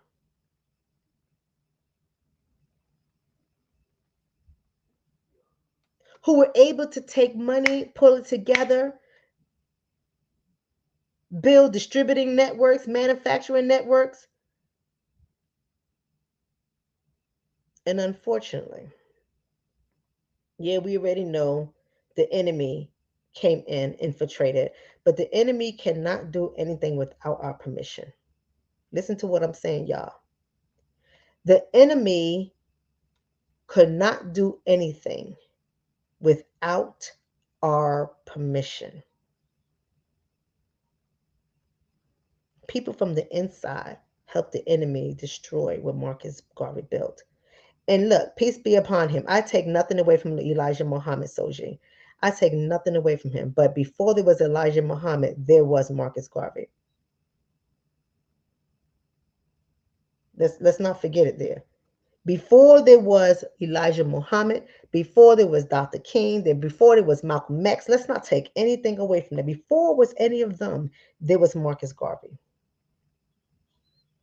And everything I just talked about in this 2-hour video, we helped to destroy it.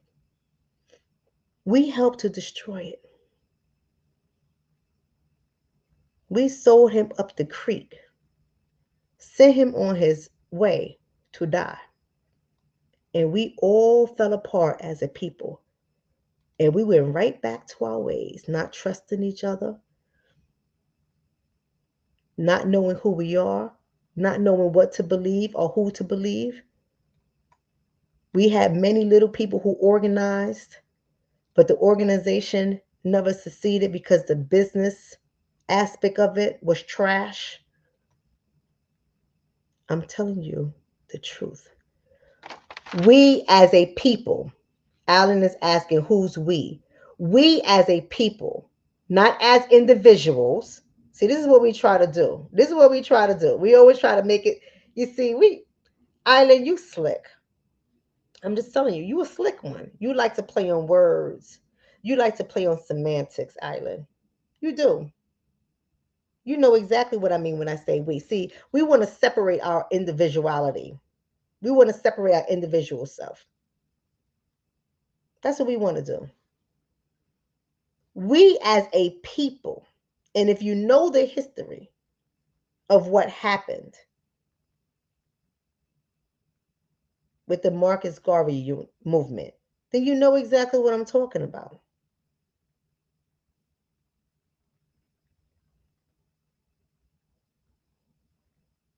You understand what I'm saying? We criticize each other, we fight each other, but we want to say who's we.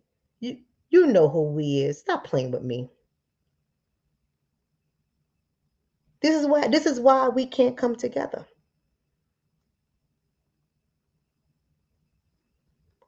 We love our famous ancestors. We love our famous ancestors, but we don't like to critically analyze why they failed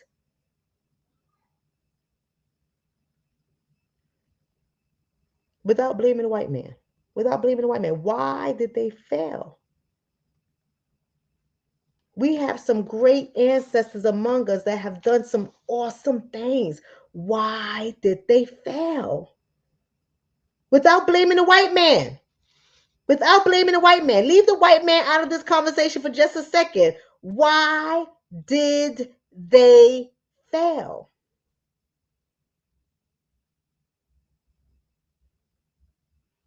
I'll leave you guys by saying this. When I say we, I'm talking on a macro level. We hate correction, but we love to correct people. We hate correction. We hate correction. But we love to talk about everybody in their lives and what they're doing, right? Not what we're doing, what everybody else is doing. I'm not exempt. I'm not exempt. Listen, when I made a decision to leave my marriage, I made that decision. And I knew there were consequences for that. But I also made a decision to make sure my ego doesn't get the best of me. I can go down some text messages right now, and you will see. You will see how we communicate and how we look out for one another and how we there for one another, right? Right? I can show y'all right now, right? I can show y'all right now. We are there for one another. We communicate. We don't have no problems, right? If somebody's ego get too big, we check the ego because we made a decision. We made a decision to leave our union, but we still have the baby to raise. We still have the baby to raise, and we got to do this with friendship and with love. I can take the feedback. I can take the feedback. I can take accountability. I could say, okay, yeah, maybe I shouldn't have. Maybe I could have dealt with it a little bit longer. Maybe I could have, but you know what? This is where I'm at. This is the decision I made. I didn't want to go back. And so now we move on and we work together and we respect each other and you know, we just do the best that we can. We be friends. We work it out and we make sure that he's healthy. Make sure he has a healthy life. I'm not doing what people say about, oh, I would do this and I would take him to court and I would get this and you helped build this business and you did this and you deserve this and you deserve half. I'm not doing all that dumb shit. I'm not. And I'm not saying it to anybody else who does. I'm saying when I think about everything and I say, what would be the consequences? If I did X, what would be Y? What would be Z? What would be one? What would be two? What would be A? What would be C? You got to think everything through. You got to think everything through. What would it cost me if I do this and it pisses him off? How would it impact my son? Hmm, what am I getting now that no price can go on it? No amount of money can go on it. Oh, I still get to have my life however I want, and we equally co-parent. And when he goes on vacation, I take the kids. And when I go on vacation, he takes the kids. And we talked with each other. When I had my surgery, he was there. What do you need? Oh, it's okay. My man got it, whatever the case is. Do you have food in the house? Do you need anything? You need me to drop anything off to you? Come on, baby. Money can't buy that, sweetheart. Money can't buy that. We got to think about things. I only share that with you guys because I want y'all to know that I ain't perfect. I don't pretend to be perfect. I'm not perfect. But accountability and responsibility. We got to be able to do that. We can't hate criticism but love to criticize. I get criticized. I get criticized. Some things I can eat, some things I will not eat, right? But I ain't going to go back and forth with somebody, right? Somebody said the topic single parent households. See, that's a whole nother conversation, right? So I'm out of here, y'all. But I just want to say this to Autumn. Autumn said single parent households. There's a difference. There's a difference. So I want to be able to say this, Autumn. I get what you're saying. And that's a conversation we can have. You want me to have a conversation? Because my live is going to be looking like this from now on. I'm not doing all the other bullshit. But if you want me to have that conversation, I can. But here's what I'm going to say to you, Autumn. When it comes to single parent households, I can only talk about it coming from a single parent household as a child. Okay? As a child. Follow me, Autumn. There's going to be some things that, excuse me, single women who have never been married, who have always raised their children that I don't already know from personal experience or working with you guys in therapy, is going to be some things that y'all going to be able to teach me. And there's going to be some things I'm going to be able to teach you if we're both willing. But I know this topic here, single parent households, many people, single women who are raising their children, don't want to hear some of the correction. I'm just being honest with you, Autumn. I'm not saying you're one of those people, Autumn. I'm just saying I'm going to be honest with you, Autumn.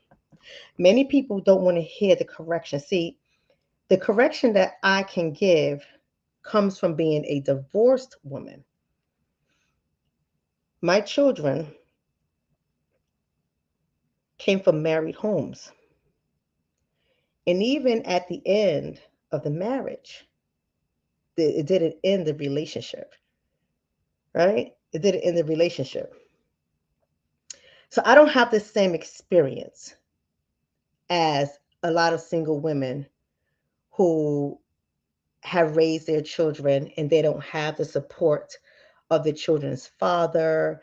They can't, go on vacation. They can't date. They can't do these things because they don't have the support. That's not my story.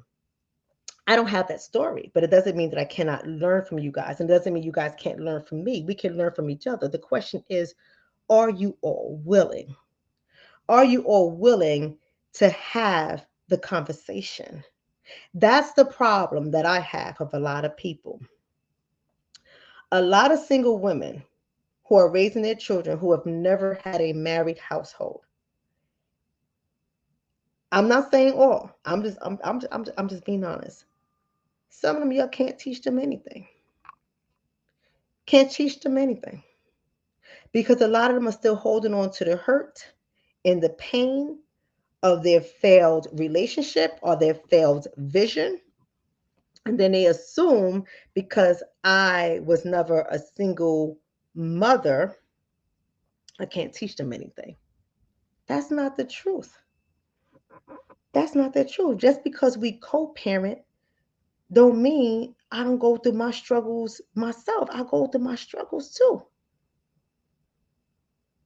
Right? I go through my struggles too. So yes, you want to have the conversation, Autumn, but can you guys receive the feedback? Can you receive the feedback? Somebody asked me, this is Island. See, Island and I, we're going to have a conversation. Island said, do you feel your education played a role? I think that's a great question, Island.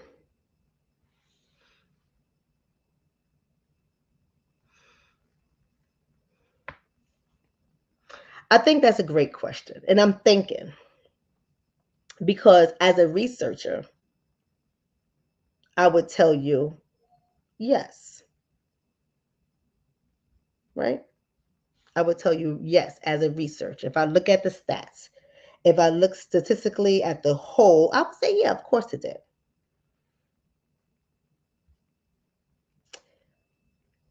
And then there's parts of me, not even but, and then there's parts of me that looks at the women in my family that descend from my grandmother.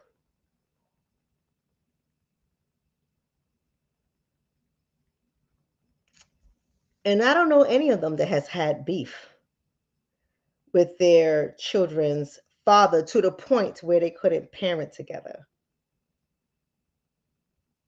Just being honest with you. So I think this a cultural aspect, and then I think it's an educational aspect that plays a role in it. It's what you see in your family. There are the younger generations, like my generation. Some of us have never been married. Some of us in our family have never been married, but do a hell of a job raising their children with the father of their children. Some of us do not have college educations, right? The highest level of education is high school, and they have done phenomenal jobs. I mean, some of them I just love the friendship that they have with their children's father. I love how they laugh together, how they got each other's back no matter what. I love how they're friends. So, did my education have something to do with it? Possibly. But I also think my family dynamics did as well. Thank you, Miss B. Thank you so much. I love you all. Listen, I'm going to get my ass on over here. Somebody said, yes, my parents did a great job, right? And I want to be able to tell you guys, oh, you have to stay married. But I know that's not reality. I know that's not reality. But just because you get divorced doesn't mean you can't effectively parent your children together. Now, if you made a bad decision of who you have children with, that's a whole nother conversation. Because some of y'all be rushing. Some of y'all rush through it. Some of y'all, man, look, y'all meet them today, get pregnant in 6 months, have a child in a year. Like some of y'all just be doing some rush shit. And then you find out that she a monster, he a monster. Then you're baby. Then y'all want to blame everybody. But you again, like I said, accountability. But you don't want to step back and say, well, maybe I didn't know her, or maybe I didn't know him. Y'all gotta step back and see that shit. Y'all gotta step back. I don't have any regrets with the father of my baby, my ex-husband. I don't have any regrets. I don't. I support his legacy. I support his vision even to this day. I got his back 1000%. If he was to come on and say, yo, I need a few bills, I'll peel it off, give it to him in his hand. Right? If he says I'm about to start this new, because he got businesses galore, right? If he was to say I'm starting this new building, I'm asking everybody to put in to invest in the business, I'll go right in my account. How much you need? Okay. If I got it, I'll give it to him. You know why? Because that's my child's legacy. That's my child's legacy. Now, of course, you do nothing stupid, right? We like contracts and agreements, right? We like lawyers. We like the law. But I ain't gonna say no like that. No, tell that bitch to do it. No, not me. Mm-mm. I bet you his girlfriend probably don't like my bond because we besties. I'm okay. I'm like, oh, you're gonna do that? Well, how much is it gonna cost? What you need? All right, what's my kickback? What's gonna be my investment? We need the money by. I see what I can do. I'm gonna put it in your hands, baby. Write this contract up. Give me return on that investment, baby. She. You understand what I'm trying to say? I'm playing the daddy's gonna do what? Let me call daddy. So, what's going on? What you about to do? All right, how can I get on that? How much money can I make? What's my kickback? All right. What you need the money by? All right. All right. Now I'm gonna write it to you in the check. I'll put it in the business check. All right, no problem. We'll work out the numbers. Let me know. Let me see the contract. All right. Speak to you soon. Hell yeah. Hell yeah. Y'all want to be angry is over? Baby, not me. Shit. Woo. I got your seed, baby. We all winning up in this bitch. You understand? I got your kid. Shit. Anyway, y'all. I love y'all. I love y'all. Just so y'all can know, it's going to look different on this channel. We ain't going to have 2 hour, 3 hour conversations. I did that now because I want y'all to know I'm tired of how we are showing up as a people. I'm not going to keep on telling you guys what you're not doing. We're going to have conversations. We're going to talk about mental health. We're going to talk about relationships. I'm going to help y'all through relationships. I'm going to try to set up my page so I can take on some calls from you guys and help y'all through your relationship. Somebody said, and you can trust him. I do trust him. Absolutely. My child bears that last name. I trust him because I chose right. Right? I chose right. So yeah, and shit. Everything is a contract, baby. I don't do nothing. I don't shake hands. Shit, Michi would tell you. She and I, we get into this all the time. Like she shake hands. I don't shake hands, baby. I don't shake no hands. Michi, no. But now, she on my trip. She's like, send me over whatever contracts you have. Whoo, baby, I'm gonna send you over because I got the contracts, baby. We do not shake hands up in these streets. You understand? Shaking hands don't make its way into the courts. You understand what I'm trying to say? Contracts. Shit. Listen. Baby. Somebody said if he tries scamming her, he gonna fall hard. He ain't gonna scare me. He ain't gonna scare me. Trust me, he ain't gonna scam me. You know the answer to that, sweetheart. He asked me, can he have some chips? You see, he rolled his eyes and walked away. Come here. We gotta get out of here. There's some grapes in the. What you talking about chips? Where you see chips at? There ain't no chips in here. Come here. Come here. Come here. I'm gonna count to 2. Thank you. Where do you see chips at? I thought there were chips right there. You see chips right there? Go look over. Do you see chips? There's chips in the closet. There's no chips in the closet. There's no chips here, baby. There's some grapes in the refrigerator. You don't want grapes? You thought you saw some chips. Mm-hmm. Shit. Ooh, I didn't even have to count to 2, right? That's how you know you got the answers. I'm going to count to 2. I probably ain't going to do nothing. I'm going to count to 2. Ain't nothing going to happen. What am I going to do? But that's how you know you got them, right? My kids, I could just look at them. They start crying. Oh, you said what? Oh, shit. Oh, you said I'm my hand upon his hair. You said what? They start crying. Now you and I know I ain't gonna do nothing. That's how you have to raise them. I'm trying to tell you, you gotta raise them like that, baby. You ain't even gotta put the beat down on them. You just have to raise them like that. They don't even know what. They just be scared. You want to play with me? You want to play with me? I'm gonna count to 2.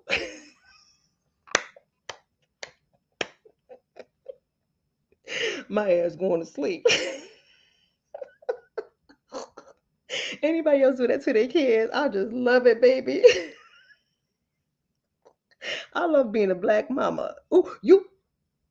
Oh, so you want to act like your name Johnny? Your name Johnny? They get up and start doing the shit.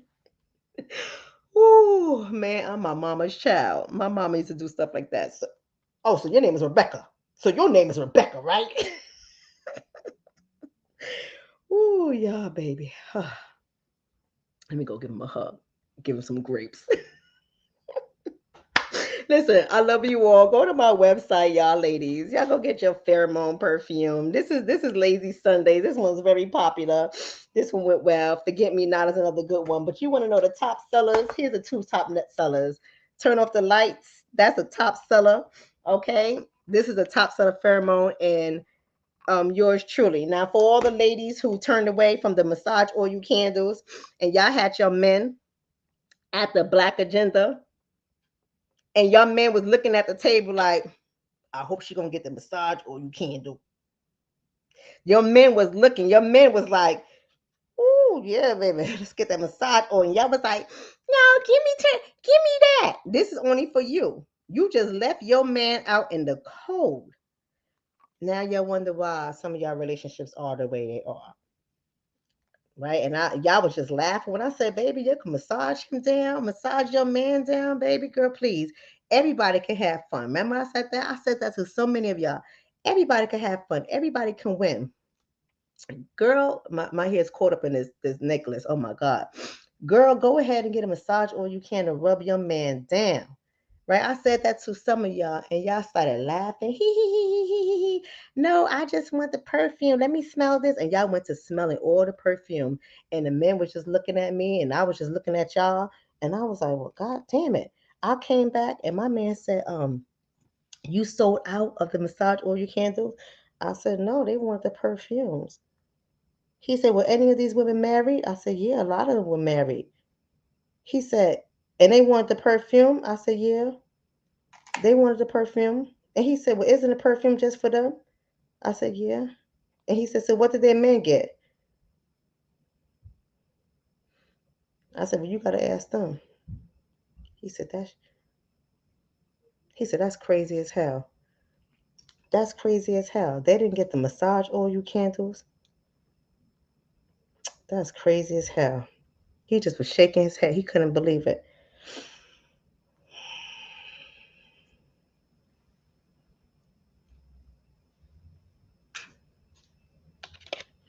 Your man wants a massage, ladies. Your man wants a massage, ladies. You want a massage too. I had both the men and women dip their finger in the hot wax so they could see it doesn't burn. They rubbed it on their bodies. They smelled it. They said it smells so good. And she still went for the individual thing that only benefits her. Left the candle, went for what benefits her. Her man looking at the candle and she went for what benefits her. You want to talk about relationships? We're going to talk about some relationships in our next video. We're going to talk about some relationships, but I want y'all to go ahead and visit helpingcouplesreconnect.com. The link is in the description below. Helpingcouplesreconnect.com. Go ahead and get yourself some pheromones, right? Or some massage oil candles. But stop being selfish, ladies. Stop being selfish. If you that angry with that man, why you still with them? If you that angry with that man, why you still with them? Because you know he like touch. And you know you like touch too. We're humans. Humans love touch. But that's all I have for y'all tonight. Have a great night. Speak to y'all soon.